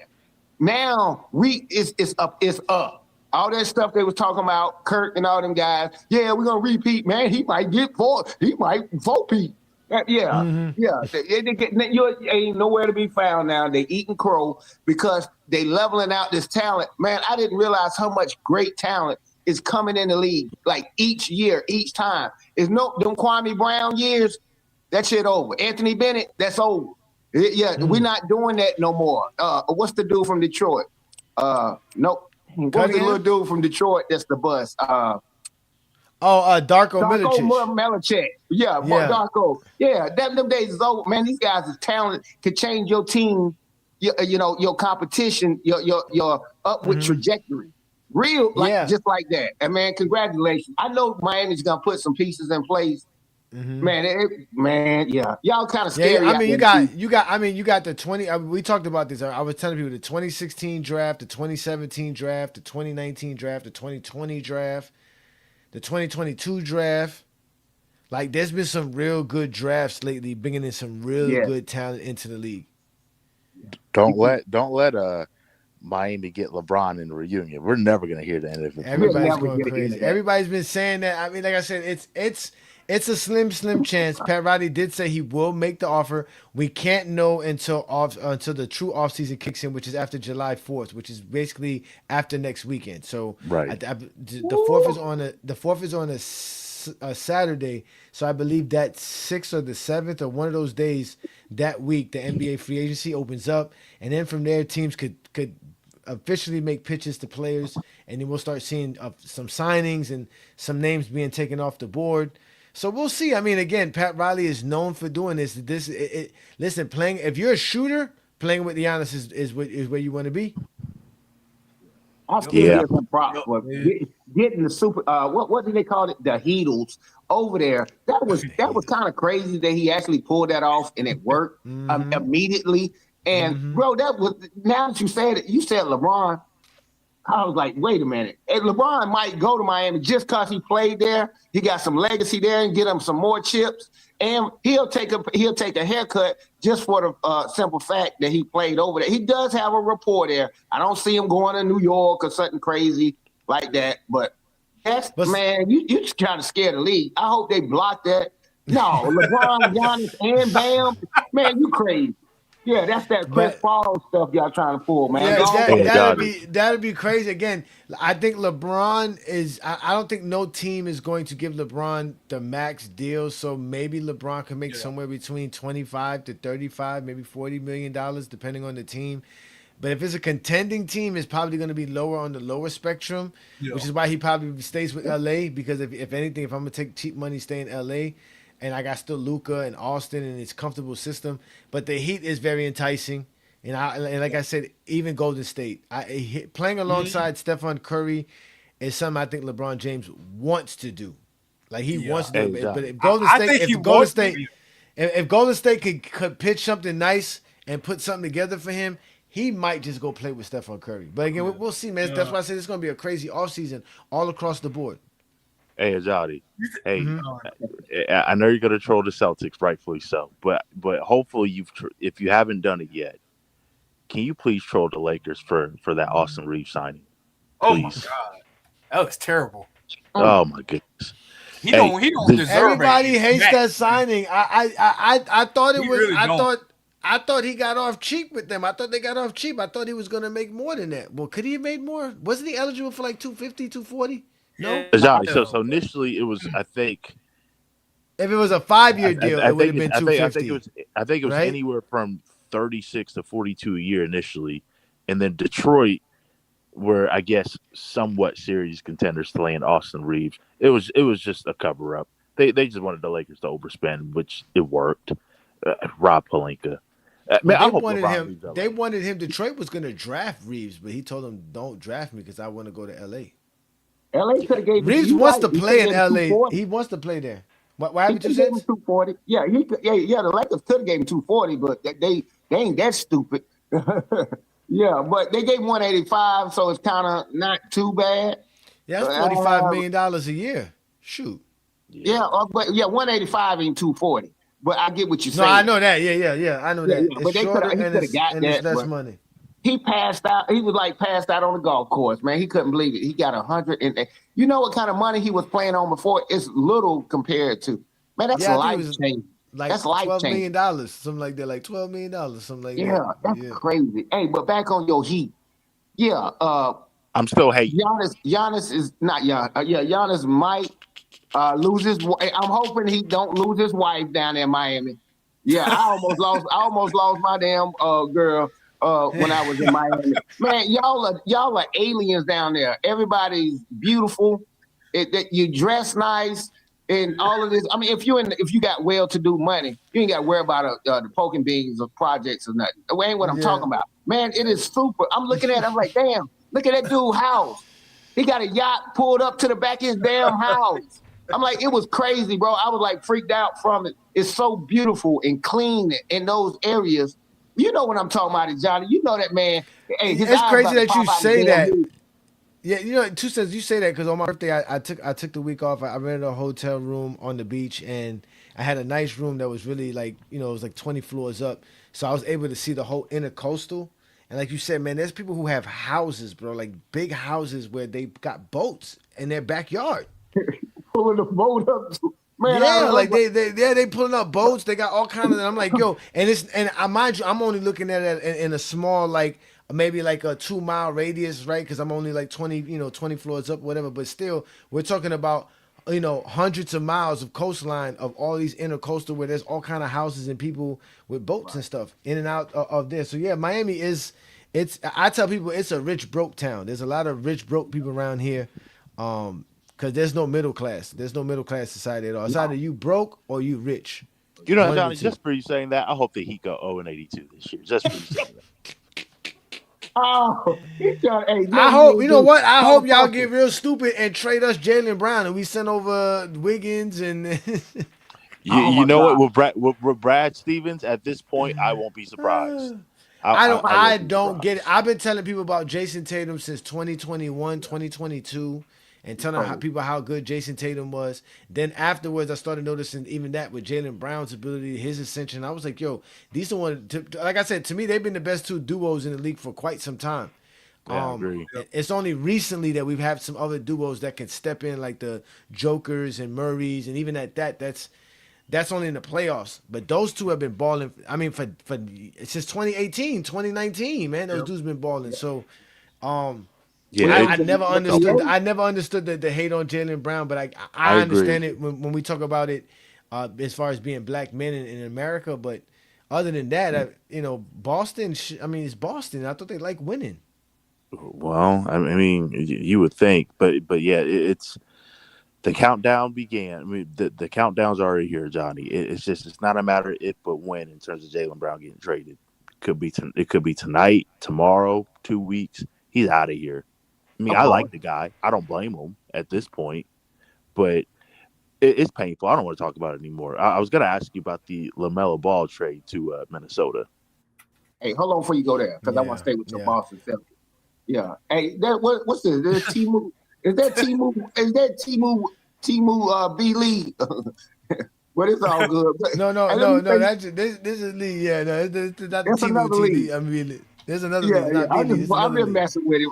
It's Friday night. hey, check this out. Here's what I want to say about that Boston thing. See, I know you would think like Jaylen Brown and Jason Tatum, they like the same. I didn't realize how tall damn Jason Tatum is. Jason Tatum is like 6'9", 6'10". Yeah. He's really 6'10". To be honest, he's a big boy. He's a big boy. And see, what I like about he fits in that prototype of a grinder. When you 6'6", 6'7", you got your speed and you got the height. And his athleticism, of course, his weight is better than Jason Tatum. I think Jason Tatum got a chance to do more fundamental stuff, drills and little shooting stuff. But it don't matter. I know JB can put that damn ball in the hoop and he can stop the other guy. And his heart, I want him in my damn foxhole type deal. I mean, he is. Look, they're gonna get rid of him because they done messed up. That's like being in a relationship and like, look, baby, I don't really want to be together. You see other people, and then next day you be like, yeah, just don't do that, man. You broke some trust there. You got it out in the open. Yeah, you got it out in the open. Yeah, it's over. It's over. Oh yeah. Speaking of heights, because Jason Tatum is listed as 6'8". I think he's taller than that. Same with Giannis. Giannis has been listed as 6'11" for like 5 years. Dude is over 7 feet. He's 7.5 feet at least. Yeah, Giannis is 7 foot. That's why I call him the 7 foot Nigerian, man. We about to win, man. It's over for y'all, man. That joker can dunk on you with his feet, man. That joker is just athletic out of this world. Remember the wall? Y'all remember the wall they did for Boston? They did it for like a year.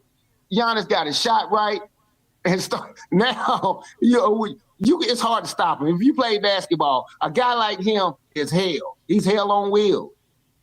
You can't get it's hard to stop him. And you better get 3 guys to try to stand in front of him. That's good luck. It worked with Boston with the wall, but we know that don't work today. You can't get away with it today. And the Miami Heat got Giannis. That still breaks my heart. We got the Greek figure, and we did talk about the cap space. And just in case y'all don't know, this is a little bit of the issues that the Heat are dealing with now that they traded for Giannis and what they would have to do to fill up the spot. Well, let's see. But this is what the Heat is dealing with right now. With Giannis Antetokounmpo and Bobby Portis joining the Miami Heat, their salary cap is going to look a lot different heading into next season. Together, Giannis and Portis make nearly $73 million, so the Heat had to include one of their big contracts, and they went with Wisconsin native Tyler Hero, and then they also included Kel'el Ware, Jaime Jaquez, and Kasparas Yakuchonis. The trade also included 3 first-round picks, a pick swap, and a second-round pick. But this is still an incomplete look at their salary cap sheet because there's 3 more players that still need to be updated. First, Nikola Jovic's new extension kicks in next season at over $16 million.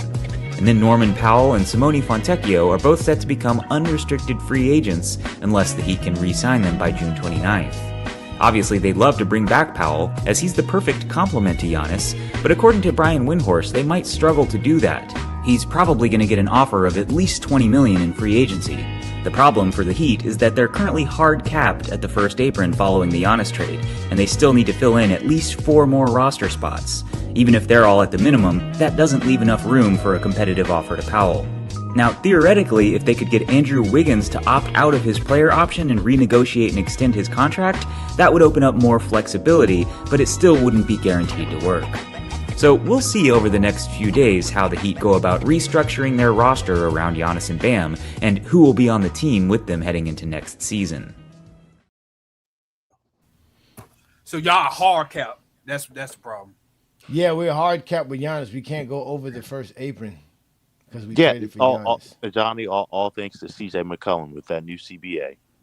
Yeah. That would be scary. Terrible. Giannis doesn't need a true center. The center that they were winning with, when we talk about Brook Lopez, offensively, Brook Lopez didn't play in the paint. He didn't play nowhere near the paint. He stayed outside. Now he was definitely a great rim protector, but so is Bam. So they got that. We good. Bam could protect the rim and protect the paint. Bam's one of the best defensive anchors in the league, if not the best. Only 2 I would put in front of him is Rudy Gobert and Wemby. And adding Giannis, It's only going to make us better defensively in the paint. So offensively, they have to clear the space for Giannis, which is going to work well because nobody needs to be in the paint for the Miami Heat to play. They just need a big man just to have a big man to help. Just to help, you know what I'm saying? But even at that, we probably won't even need a big man now that I'm thinking about it. I mean, we kind of. Ajani, got Carl Anthony Towns, Mobley to deal with. Yeah. How come Bam is so disrespected?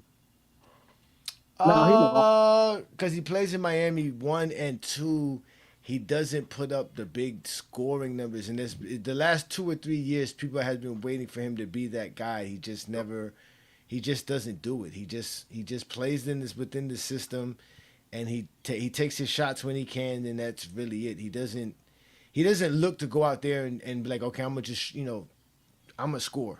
Like, he doesn't do that. Like, if he can score, he scores, but he just doesn't do it. And I think people like scores. Hey, think about it. He's a great player outside of all of that. He does everything great. Even his scoring to me is still great because he doesn't shoot that much. That's the thing. He just doesn't shoot a lot. Hey, bro, just put this for food for thought. Do you really think when Giannis was playing, he really needed Brook Lopez in the paint? Now, that was a good anchor for him because we know he played that like Wemby, like to run out there and shoot the three or mid range. So his dominance, what he could be doing to people down there, he didn't utilize it. In this day and age, man, it's almost scary to see Bam and Giannis can do really the same thing down there. They held their feet. They got motors. This is why I like them. They got motors. It's not like Joker. He moves slow on defense. Everything he do is slow. These guys will run through a doggone brick wall type of deal. And I'm scared to see whatever piece.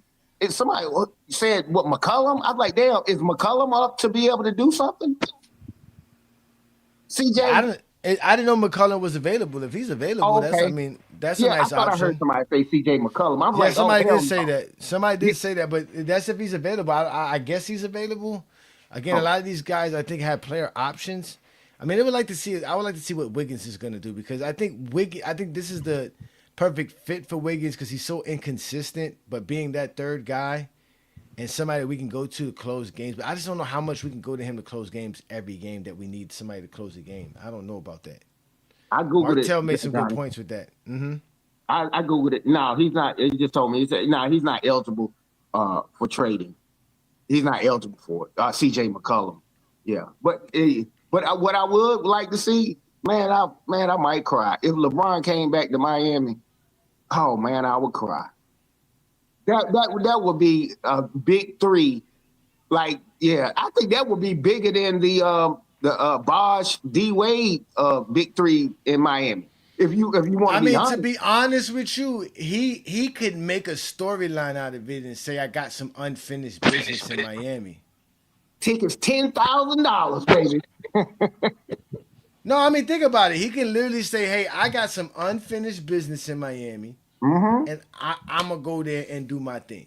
He could really make this a story headline that can go in his favor. Because remember, it doesn't matter what LeBron do, people are going to hate on him. So he doesn't have to worry about the negative people. It's how he can make it just be perceived for his fans and the people that do appreciate him. And it would change a lot of Miami Heat fans' views of him coming back down here, and if he can help the Heat win a championship, and especially if he comes with that energy, like, hey, I came to get some unfinished business. I did tell y'all not 1, not 2, not 3, not 4, not 5. So let's see what we can do.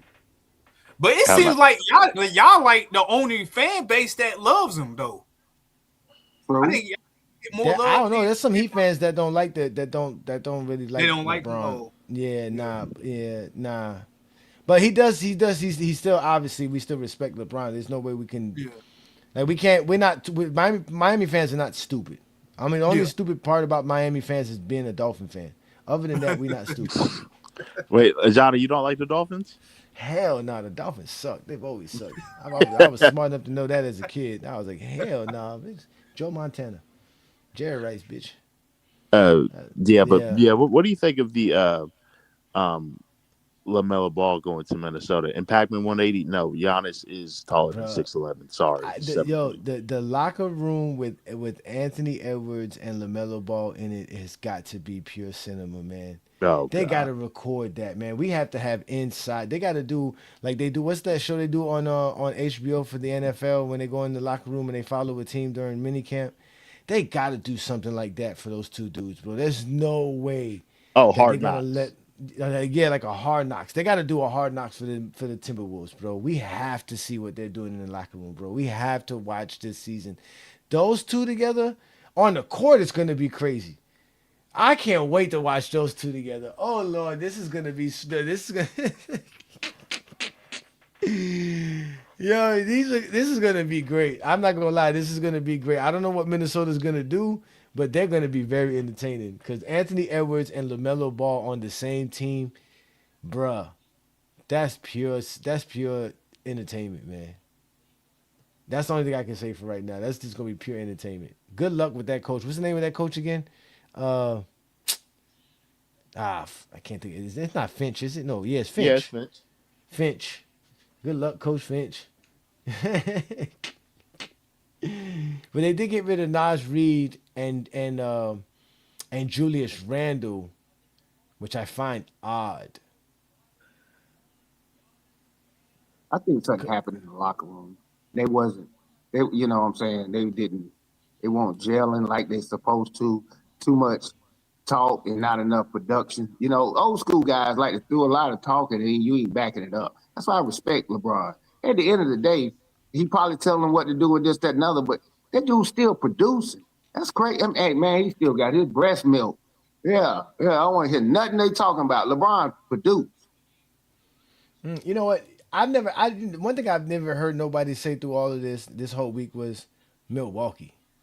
What is Milwaukee gonna do? How do they? I mean, they got two big men now. Rebuild.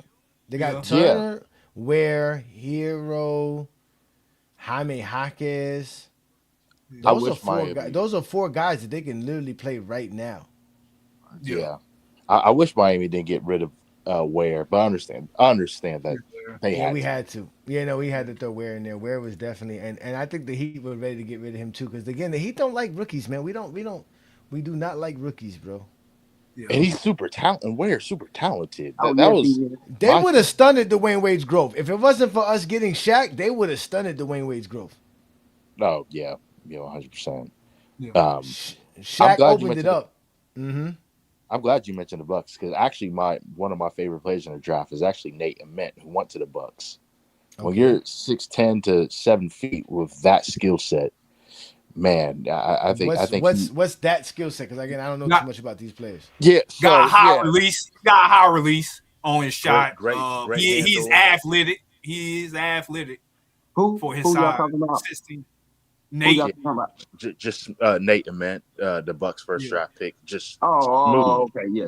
just smooth. I think he offensive. got like a 38-inch vertical. something max like that, and he's a pretty Yeah. good defender too. He's not a bad Yeah. defender. Yeah. And he actually said, I think it was him or one his agent, one of those two, said that he's not. No, it was his physician said, yeah, he's not done growing. He could grow to like 7'1" in the next couple of years, and he's 6'10.5" right now.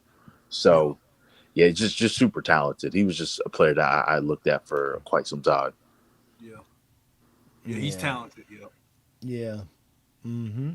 I mean, again, But like I said, I can't wait to see what these young dudes are going to do because these last few years, I mean, the Bronny draft was kind of the weakest draft I've seen in a while. Johnny, come on. No, it was bad. It was bad. Like, Alex Sarr and those dudes, bro, they really kind of like Ricochet and it ain't really.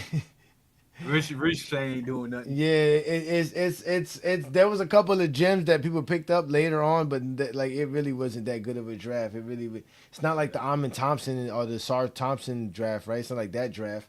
That was a better draft. Yeah, this was a deep draft for sure. Yeah, it was a deep draft. Hey, check this out. The bigger question was when we talking about Milwaukee. No, the biggest question is, well, actually, the statement is, who cares? They just fell into the Utah Utah, Sacramento. Like, I know they got NBA teams. Man, I promise you, I do not care. I'm not about to stay up to see damn Utah play nobody. Yeah. At the end of the Or day, Milwaukee. Or Milwaukee. That's the truth. Or I ain't gonna lie, that's Milwaukee. the truth. I'll watch Utah only because of Darren Peterson and because I love the NBA and I love basketball. Man, that We is watch so true. Milwaukee Shout out Giannis. to you for that one, the 2 cents, man. But somebody we don't says here, care. somebody says here, Dame would be pissed he didn't get there first, and it's true. Dame really wanted to come to Miami. what's it called? To Miami. Yep. He got clipped up. He couldn't make it. Sorry. Yeah. I love Milwaukee when they had Giannis on there. But other than that, you're not about to get me to watch Milwaukee. See, Milwaukee. There's just certain teams that they don't push the needle, and not yet. You know, that one championship was great, but at the end of the day, no, not at all. And nobody really. Hey, Stephen A. Play that man.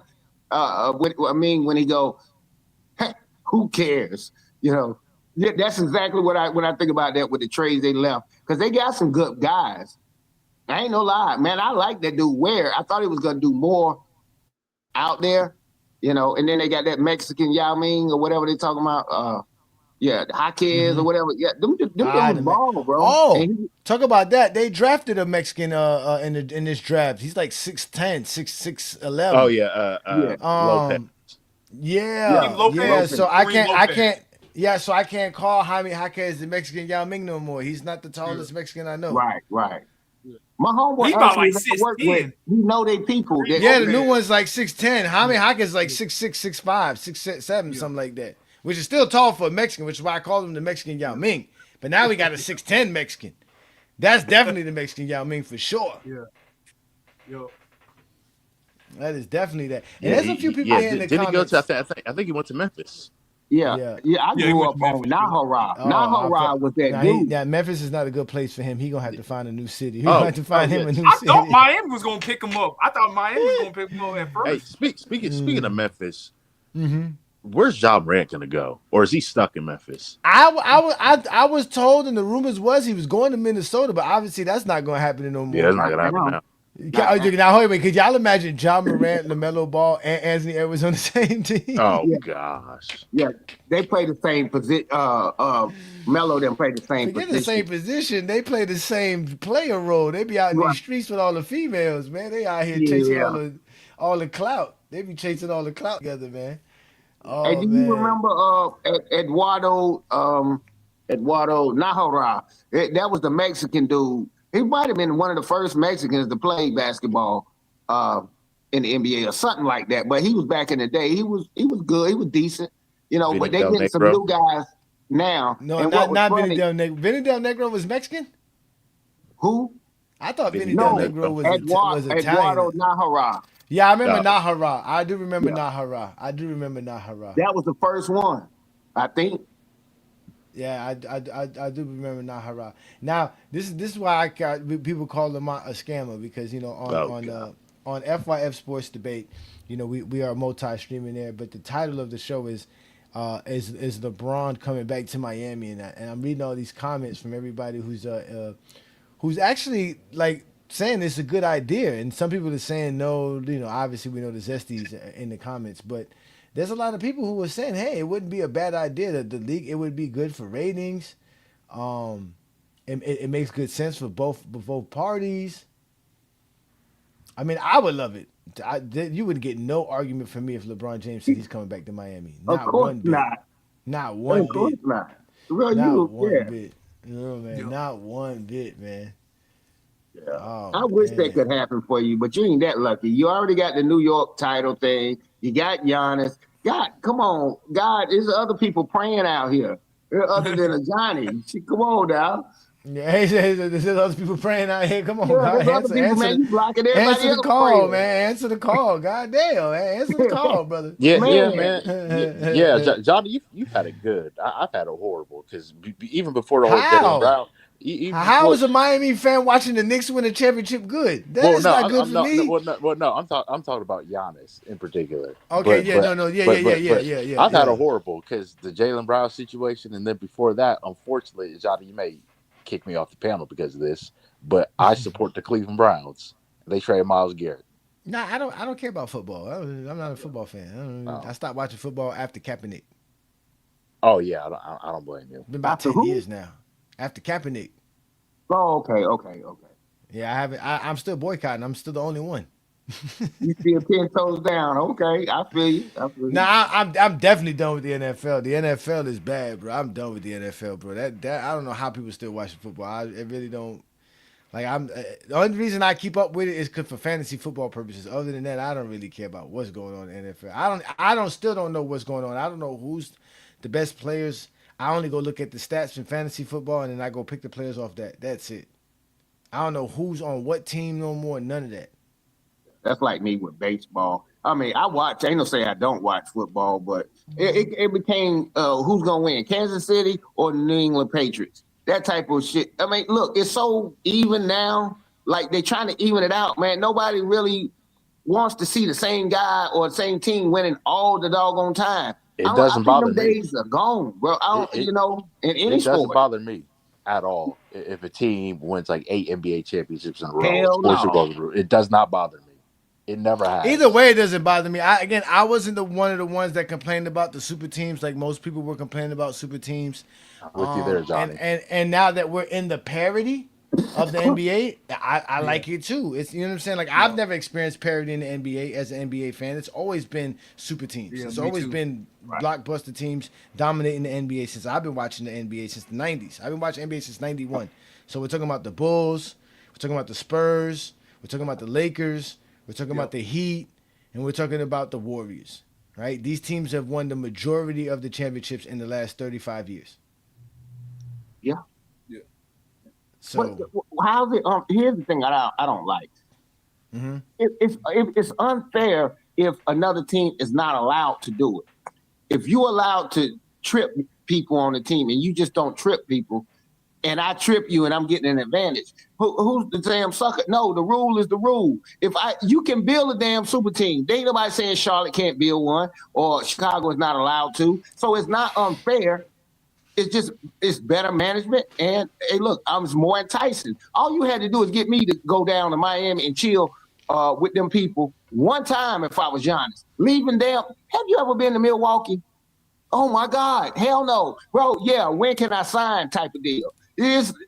Miami is, it's too beautiful, man. I've never seen nothing like that. It looked like Dubai, in certain areas. So yeah, Ajani get to live down there. If you want to see that, I'm like, yeah, man, big up to people that's able to live down there and they ain't in the slums and being able to enjoy that. I was like, the back of the house all lit up. You can throw a pillow into the water from your patio type of deal. And the dude backing up a damn yacht and you looking over there and there's people out there all dressed up, drinking champagne, not Hennessy or whatever. It's Miami's a town that'll make you realize there are people with money. You be like, there's people with money.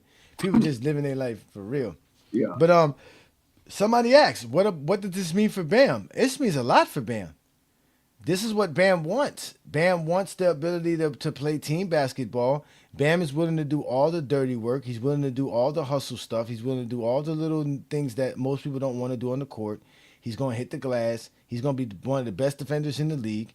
He's going to definitely be one of the best playmakers as far as big men goes. And now he's going to be able to just throw alleys to Giannis or do dribble handoff to Giannis. Oh, come on. This is going to be brilliant. Pick and rolls with Giannis, right? Oh, this is going to be great. This is going to be great. Running in transition with Giannis. Yeah, this is the best situation for Bam. Mm-hmm. Playing with Hey, I'm about to head out. Johnny, nice talking to you. I still hope the Heat go 0-82 this year. Yeah, and the Celtics still suck. Yeah, I hope you lose Jaylen Brown for Damian Lillard. oh gosh! All right, I'll talk to y'all soon.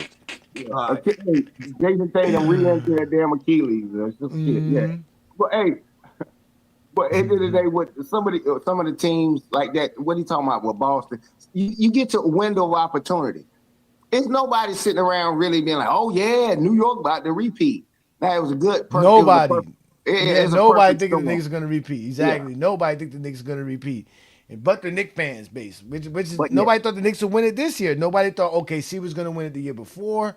So again, everybody saw Boston because Boston was kind of on the ascension, right? They had lost the finals a couple years prior to that. Right. Everybody wanted Denver to win, right? Everybody was, even though some people probably wanted the Heat to win, but still it was kind of good to let Joker win so that they could talk about Joker being better than LeBron. But at the end of the day, the last two champions, nobody had them. Nobody thought OKC was ready. Nobody thought the Knicks were good enough. And going into this season, nobody thinks that there's no favorites going into next season. Who would have thought the Spurs would have been idiots in guarding? I'm like, what they did with Jalen Brunson, like every other team, like Atlanta did a very good job off of it. I'm like, why are you not like targeting him like they did Reeves and how they do Luka and guys like that that's poor defensively? Where his butt out on defense, chasing and running around on people like that. Set the pick, so he had to do it, size him up. Jalen Brunson, people was talking cash money crap about him during the Atlanta series. They was trying to dispel him.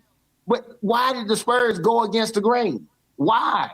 Well, they supposed to mopped up New York. Real talk, basketball wise. They should have. But they use a different game plan. Well, good. Let Wemby be your 3-point shooter. And probably y'all underestimated the Knicks all year long, and I told y'all going into the playoffs how good the Knicks was. People kept telling me I was only doing it because of my wife. And partly that was true because my wife tells me so much about her damn team that I know how good they are and what they were capable of doing. So again, the Knicks were good, man. They were a really good team, and Brunson has been slept on long enough. So shout out to them, man. But it's over now. It's Biscayne in June. It's going to be a parade on Biscayne Boulevard next June 2027, man. But let me answer Adrian Knight's question. Not Adrian's question, but let me address it. He said, I heard Tim Hardaway say LeBron isn't welcome back to the Heat. He has inside news LeBron isn't going back there. What Hardaway inside news Tim Hardaway got? Like, Pat Riley said that he's going to make an offer to LeBron James if he gets an opportunity to do it. He said that. And then you saw when he was down here or when the Heat went to go play the Lakers, how they showed LeBron love and how him and Pat Riley show love to one another. So again, it would be another story, a great story to have LeBron go back to Miami and like he said for unfinished business, especially because I don't think LeBron doesn't want to play in LA if they're going to be like, yeah, we're gonna give you the minimum. No, he feels disrespected by LA. He wants them. They got to roll out the red carpet for LeBron. If they don't do that, LeBron's going to walk out. Especially with the opportunities that are in LeBron's face right now with the Heat and the Warriors. Yeah, or if they don't build like the right team, I see them doing Warriors. Awesome reasons not enough. Now, again, I think Warriors is his number one spot. Yeah. Think so? But I don't know. Hell yeah. He wants to play with Steph. He wants to play. But the problem is that he know him and Steph alone and just Draymond is not enough. Like, what else y'all going to do? Like, what, nah. Like, you understand what I'm trying to say? For that, I might as well go play with, with Luka and Austin Reeves. Yeah. I ain't going to lie to you, AJ. I don't like that move because of the fact that the age. They re-signed, like, Al Horford. And Al Horford they gave Al Horford a new deal. Exactly. God. But at least Al Horford can shoot threes. He can shoot threes, but Al Horford don't have to run that far. He can run from one 3-point line to the next 3-point line. That's it. Hey, I'm more about the injury, injury prone. Like they've been like him and Kristaps Porzingis. Mm-hmm. They be getting injured in that nowadays. Yeah, all of them. And then you got this guy coming off an ACL injury again. So ain't no telling how. And then you got Moody. Moody come off the knee injury. Right. So he might not even play this start of the season. Yeah, I hope y'all kind of keeping up with the draft. I know they got that big boy from Michigan. They can play. Yeah. He can actually go in and play the center spot. Yeah, and it will be okay. He's a good pickup. He was a good pickup. Yeah, that was a great pick. He might have went there. No, he won't lottery. He probably was like 11th or something crazy like that. But at the end of the day, they got some good young pieces that came in and they can do their thing. LeBron to stay out there in California probably would be better for him and his family. I get that part of it, but going to Miami, it was a lot of crap talking. But ain't nobody listening to Tim Hardaway. He ain't never bring no championship to Miami, so he can shut his mouth. That's them old school old heads. That's why young YNs or younger people they hate listening to people that's older, and you think they supposed to just listen to you because you older.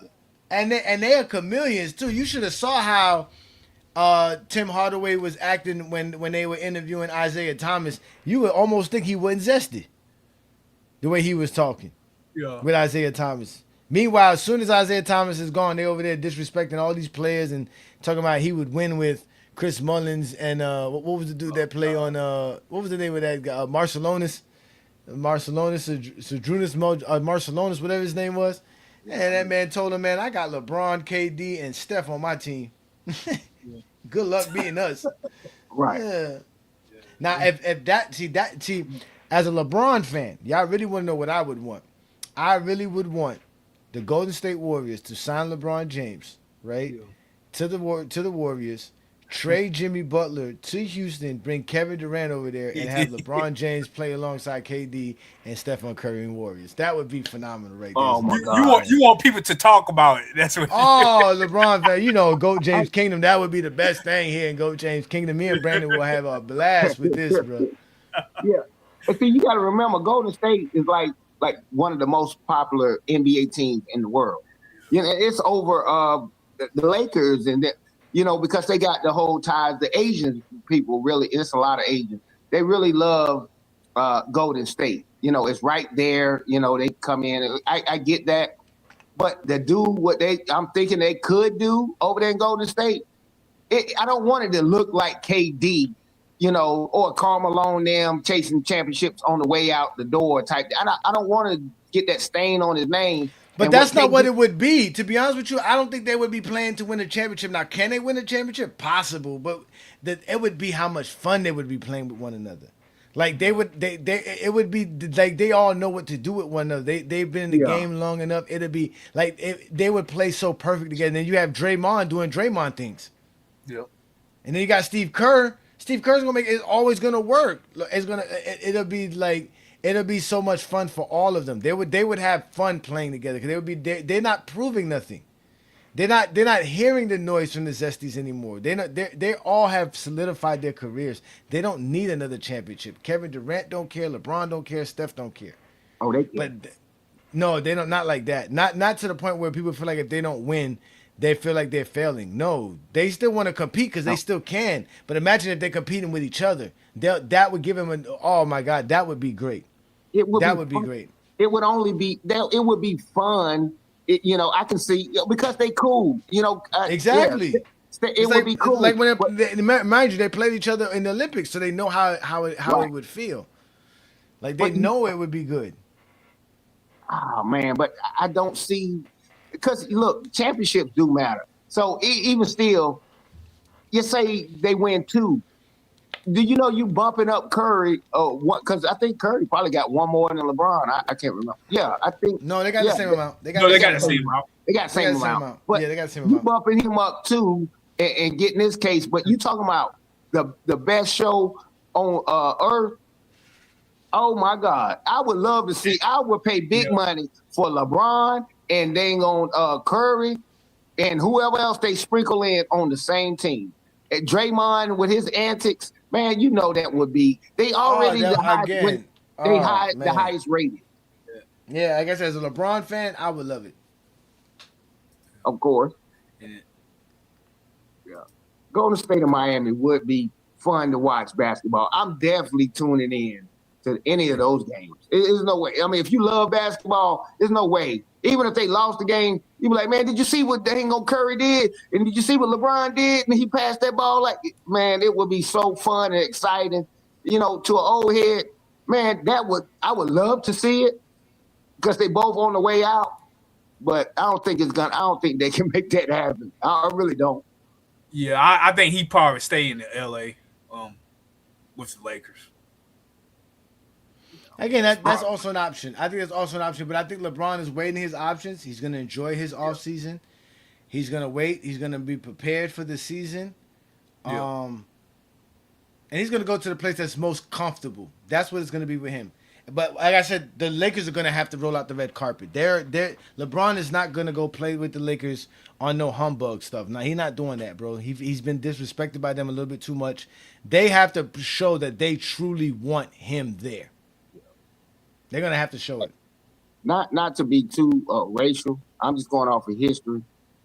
Bro, you tell me the time that the NBA had a team that won a championship that was led by white, clear people. You know what I'm saying? It just don't happen. You can have them. Hey, they become specialists. But imagine LeBron looking at that, and he knows. I mean, Denver won it. Denver won it. I mean, they had. Man, you know, Joker's one white dude. Don't play me, bro. You got Murray over there. No, sir. No, I'm talking about Austin Reeves and Luka. And you don't. Yeah, clear. And that's another thing too. I don't think LeBron wants to be third fiddle to no Austin Reeves. Because he better than them, bro. That's crazy. Yeah. There's no way. You know how hard it is to be at a job, and you know you way better. They reduce you in role and stuff like that. LeBron's still better than both of them. Because he won't be the third option in Miami. No. If it's Kevin Durant, Stephen Curry, he would be the third option. But I don't think he would mind being a third option to those two. Respectfully, yeah. He might be averaging 15 assists. 18 assists, like crazy like that. But yeah. Rebounding like crazy. Him and Draymond playing defense. That's a nightmare, man. Please don't let that go down. Now that was more crazy, Ajani. No, I'm cool with the Giannis Bam thing because they still got to put some shooters around them. But you talking about Debo? Oh my God, that's Debo heaven right there. All of them good downhill. All of them. Yeah. I like the idea of that. I like that. But still it's Biscayne in June, man. It's Biscayne in June, man. That's what it's gonna be about. Yeah. So who y'all facing in the West? If it's in like wherever LeBron's at, or wherever LeBron's at. Oh, you did. Wherever LeBron goes. Yeah. If it's the Lakers, it's the Heat and Lakers again in the finals.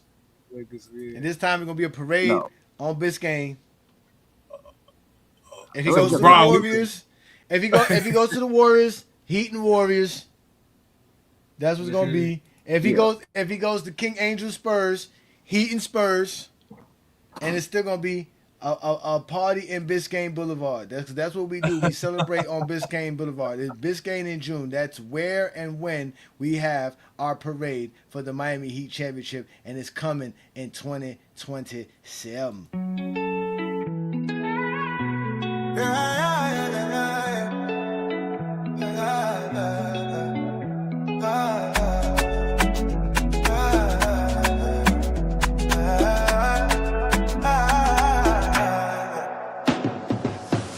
We got the Greek freak. Biscayne is the name of the street. Next summer, that's where we'll be. Cruising down through clouds, holding a trophy. We got the Greek freak. Biscayne is the name of the street. Next summer, that's where we'll be. Cruising down through crowds, holding a trophy. The Godfather did again. It's time to begin. The Heat's gonna win with the 7-foot Nigerian. Two big boys to make big noise. Best duo in the East. These boys bout to feast. Riley is beast and sport about to unleash. New terror in the league. You cats ain't hearing me. This is Heat in third degree. We making this degree. Let the title goes to Miami. Confetti parade down Biscayne. This is why I love this game. We got the Greek freak. Biscayne is the name of the street. Next summer, that's where we'll be. Cruising down through crowds, holding a trophy. We got the Greek freak. Biscayne is the name of the street. Next summer, that's where we'll be. Cruising down through crowds, holding a trophy.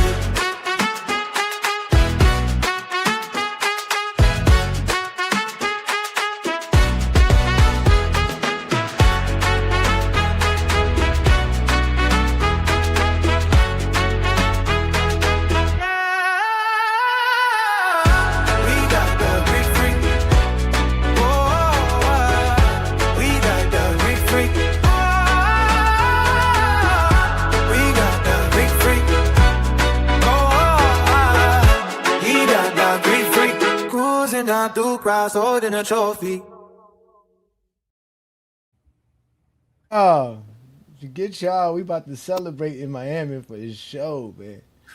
Man, if you don't sit your Port-au-Prince getting a Red Cross rice ass down. Nah, hey, those two, and whoever made that song, man, that was shit. You can bump that, you definitely bump that in the club.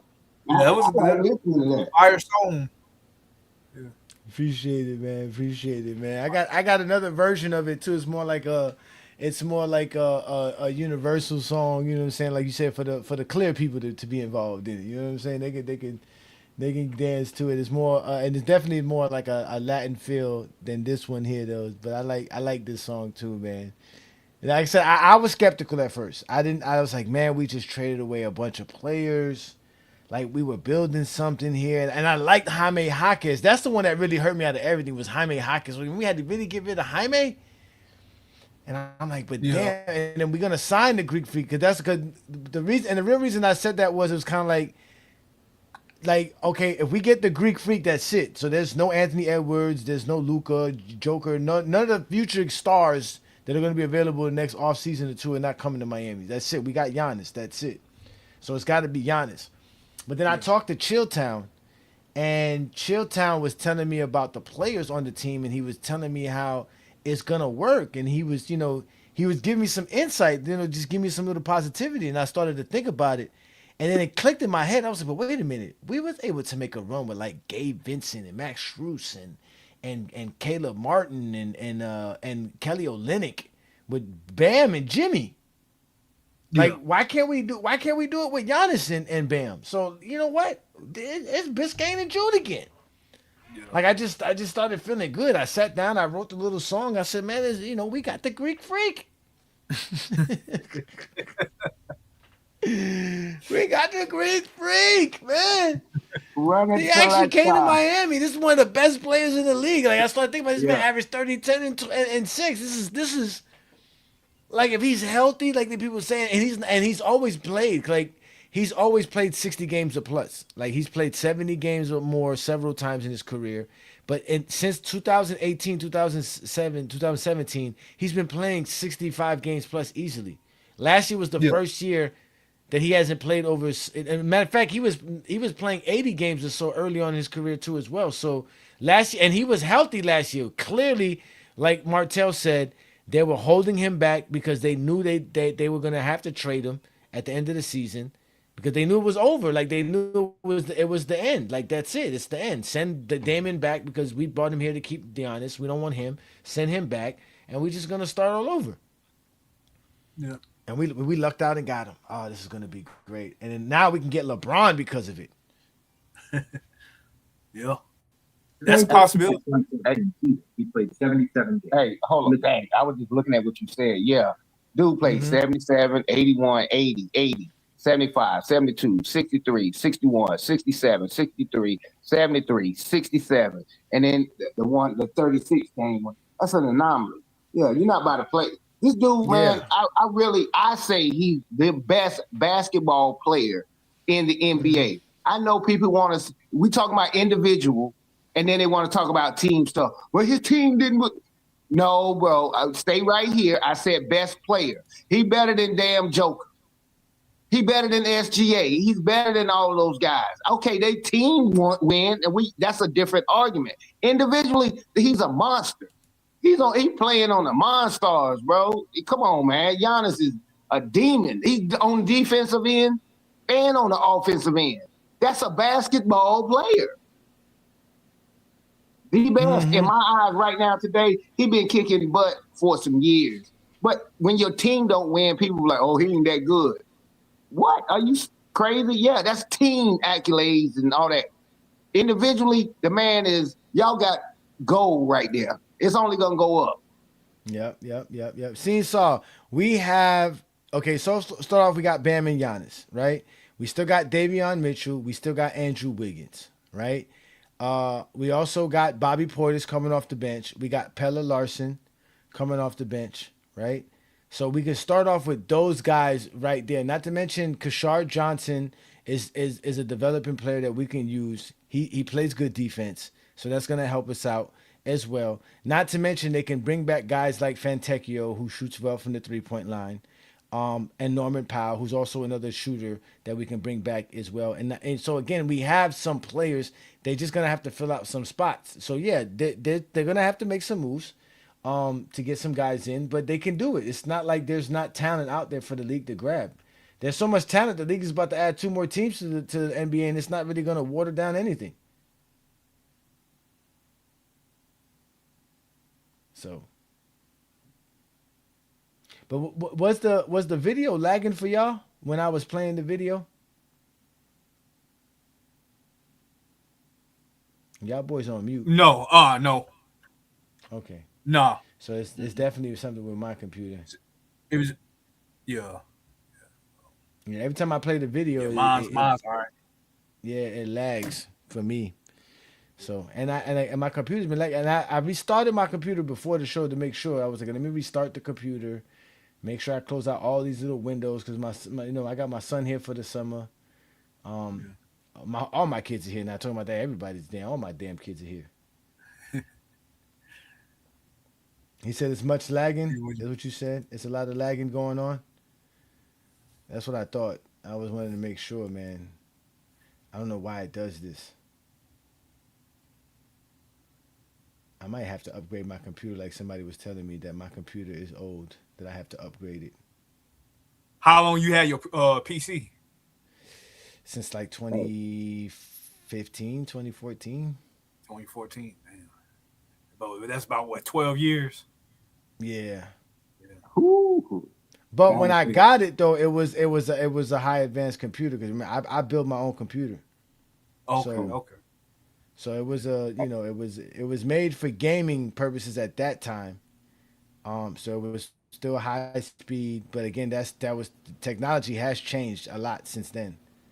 Yeah. But I don't do much with my computer, right? I'm on the most strenuous stuff I do on my computer is this right here, being on StreamYard and streaming my show. Other than that, I don't do too much on my computer. I don't play games on my computer. I don't surf the web too much, and I watch streamings on my computer. I don't really do much like that. I don't watch too much YouTube on my computer as well. I really do regular stuff you're supposed to do with your computer, documents, online searches and things like that, but that's really it. Yeah, you sound like an old head. All I want to do is make a phone call on there. I don't need no old head. I got a phone. I got a goddamn computer right here. This is a damn computer right here. Answer a phone call. Yeah. This is a computer right here. You probably be writing checks at the damn grocery store. Nah, I be wanting to pop you in the back of the head. I still use cash. I still like using cash instead of my card. I tell you that much. Yeah, that's cool. Yeah. I'm the same way. Shout out to the guys that wear that pool shiesty. Keep the cash on you, my brother. Don't even get your check. Don't even get direct deposit. No, keep it in the house and on your person. But anyway, man, what you think about what's that? The little young dude they just drafted, Miami. They end up keeping him. End up getting him. Ryan Conwell or something like that. Second round. He was drafted in the second round. Yeah, he's good, man. Yeah, he was second round. I think like 37th pick or whatever. They ended up getting him from some kind of Johnny don't know. From OKC. Yeah. I really don't know, brothers, to be honest with you. He's 6'4". I don't know how legit he is. I got to look at some footage on that dude. He can shoot. But he's 6'4", and I want to see how good he was because second round picks can be pretty solid. Based upon the history of the NBA, you can be pretty legit. I mean, 37 is not. Hell, Jaylen Brown was second round. Yeah. No, I mean Jalen Brunson. Right. Yeah. I thought Jaylen Brown was a lottery pick. I could have sworn. Yeah, he was a lottery pick. I meant to say Jalen Brunson. Jalen Brunson. There's a lot of Jalen's in the NBA. There's a lot of Jalen's in the NBA. Yeah, Jalen Johnson. He's from Atlanta, right? Atlanta Hawks. Yeah, Jalen Johnson's in Atlanta Hawks. A bunch of Jalen's in the NBA. There's a bunch of Jalen's. There's a bunch of Jalen's in the NBA, bro. Don't make no sense. Yeah. Look him up though, and you'll find out how good this guy is because he's some type of guard. He's 6'4", and I gotta look at him. Miami don't play rookies. Miami don't pay rookies. Well, you He ain't ain't gonna getting have no, no choice. he ain't gonna get no play. He ain't gonna get no time. Look, you ain't I gonna ain't have got no to worry choice. about it. That's another reason why I don't be worrying about people coming in the league because they don't matter who Miami draft, they're not playing them. The Heat don't play rookies. I thought they played D Wade as a rookie. And last time Even then they wasn't playing D Wade as a rookie. He was getting limited minutes back then. Yeah. I told you they were lucky that they had Shaq because if it wasn't for Shaq, they would have probably underdeveloped Dwayne Wade too because they don't like to play rookies. Pat Riley don't like playing rookies. Stan Van Gundy would have did the same thing. They don't like playing rookies. They don't like putting young people on the court. Yeah. Well, Dwayne Wade is the exception to the rule because I know he averaged 34.9 a season as a rookie. And he played 61 games. So, but for the most part, what you're saying is... No, he played like 50 games, but he averaged like 15 points to start. No, I Googled it. It's 61 games, 34.9 minutes. Oh, trust me, I got my laptop. Oh, you said right 34.9 minutes. Okay, that's what you're saying. Minutes. Yeah, okay, minutes. It's 61 games. I thought you said 30. I thought you said 34 points per game. No. Yeah, no. I got you. No. Yeah, no. But like I said, even then, he I believe he was hurt. And if you go look back, I think he only started 50 something games. Maybe that's what I got something like that. He didn't start all 60 games. But again, they had Caron Butler at that time, Lamar Odom. And again, even with like Khalil Ware, they don't like to play Khalil Ware. Khalil Ware was ready to play. They just don't play him. They never like to play rookies. They didn't play Bam to start off. Bam had to wait his turn. They just don't play him. They just don't. I don't know what it is about Spoelstra and them. And he's the exception to the rule because he started 61 games and played 61 games.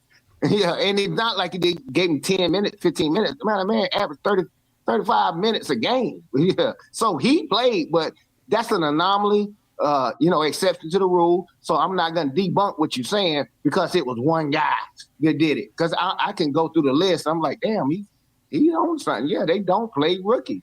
But we know that he Mike Beasley, they did it to Mike Beasley. All those guys, man, the Heat are known for that, bro. We are notorious for that. Because they were even talking about it with Khalil Ware this year, and Bam had to remind them like, yo, that this is how it is around here. They just, as a rookie, you got to earn every minute. They don't just give it to you. You got to earn every minute, and then you got to earn it in practice.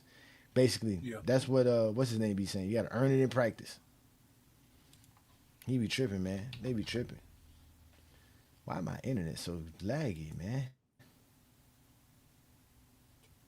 My son's not playing games right now. Well, LeBron James is gonna take a. Supposedly, no teams offer LeBron James the max, and I kind of get it. He's 41, going on 42. 41 years. You got to be real. That's almost like signing Austin Reeves to a. Yeah. That's like signing Austin Reeves to a max deal like they did. Yeah, and then you basically tell $184 million deal he got. You basically telling teams that you don't know if you're gonna come back. That's kind of like that will get in their dark prospect that LeBron might not want to play so long. So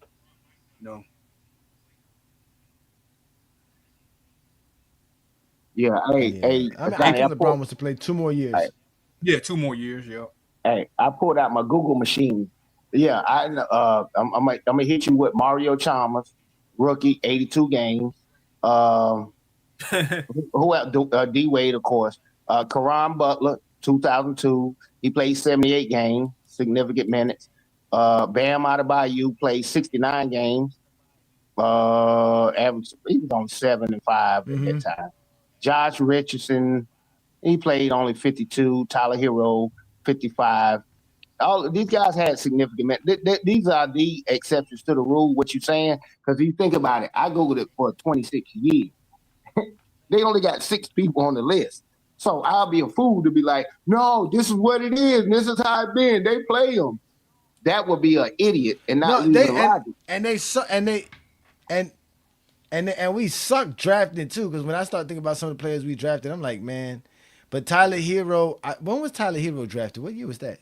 You talking about Tyler Hero was drafted in 2019. 2019, 2020. Played 55 games, averaged 13.5. Yeah. My Google machine worked fast over here. You see your Google machine. Yeah, no, my internet is lagging. I even hear Adrian Knight telling me that. I kind of tell it was lagging. That's why I don't know why. I gotta figure this out, man. Because we gotta continue to do content like this, man. But I'm gonna end tonight's show so that, because again, I knew this wouldn't be a topic too many people wanted to discuss in the first place, because it's about my Miami Heat. But I am gonna get back to doing the Miami Heat hour when the season starts again, and definitely do more play-by-play of Heat games now that Giannis is here, because Giannis is a star. There should be no reason why we don't cover his games as a Heat fan. I'm definitely gonna do that. So today was really a good show, man. If you guys didn't get an opportunity to see earlier's portion of the show, I had an interview with Miami Heat Zone's own Martell, who is a big-time Miami Heat fan and a big-time Miami Heat fan channel. The young man does great things. He just did an interview with Kendrick Perkins that's going to drop tomorrow on his channel. Congrats. So again, he just did an interview with Antoine Walker. Now he did one with Kendrick Perkins. That's going to be available on his channel tomorrow. So again, that's the Miami Heat Zone channel on YouTube. He's available also on Twitter and on Instagram. Shout out to Martell. Continue doing his thing. He's a big time Heat fan, just like I am here. And, like I told y'all, man, it's always been Biscayne in June. Before I started GOAT James Kingdom, I was a Miami Heat fan. After I'm done with GOAT James Kingdom, I will still be a Miami Heat fan. And just in case you did not know, Biscayne Boulevard is the place where we have our parade, and we do it in June, just like we're supposed to, just like any other NBA team. But y'all know who I am, Ajani the Exposer. The one guy that all Zesty Jeffries run from, and the one guy that can prove why LeBron James is the GOAT without a doubt. But here in GOAT James Kingdom, Brandon and I come together every Sunday afternoon with the GOAT James Kingdom show with B. Lee and Ajani. Y'all make sure to join us Sunday noon Eastern time to talk basketball, the GOAT debate, and obviously whatever's hot and going on in today's world. Also, don't forget tomorrow night we got the FYF GJK TikTok takeover, where Lamont, Scammont, and I go on TikTok with the GJK Assassins and all the crazy TikTokers. If you're not familiar with what goes on in TikTok, come check us out on TikTok, where we have fun on a Saturday night with a TikTok live, where we'll bring up some kind of crazy topic and we'll have some kind of crazy guests show up. Yesterday we had, or just the other day, I forgot what we were doing the other day, but it ended up being a wild live. We had the debate between Inside the Ark and Young Disciple. Yes, I think it's Young Disciple is his name. Shout out to YD, man. But again, that's what we do there. But again, tonight it was the Friday night exposure with the Exposer. And I keep telling y'all it's Biscayne in June. We're going to get up out of here. Again, if you like this type of content, support by becoming a member of the channel, where you can be access to exclusive content and exclusive merch as GJK members. Shout out to 2 Cents. Shout out to Iron Man. Shout out to Lee for supporting me tonight and joining me again. It's always great having you fine gentlemen on a Friday night with the Friday Night Exposure. So again, like I always tell y'all, you have been exposed by the Exposer. Peace and blessings, y'all. See y'all on Sunday afternoon.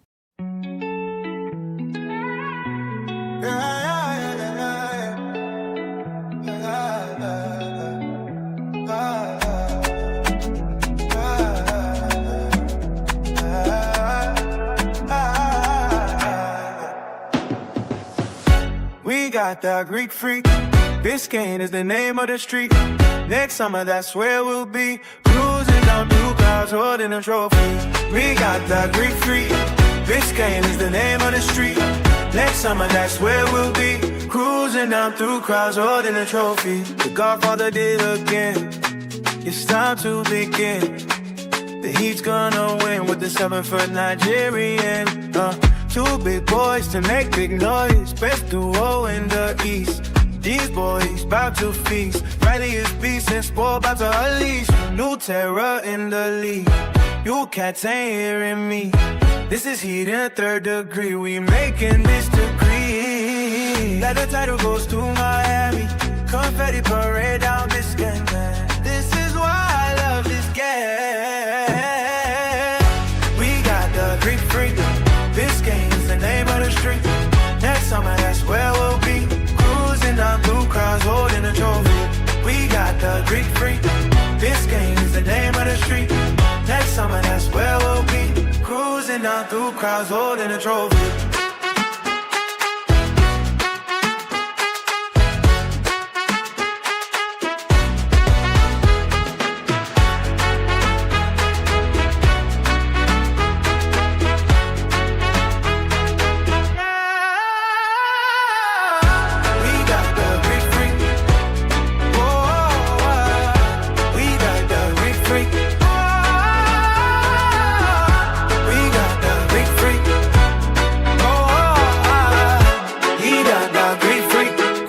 Down through crowds holding a trophy.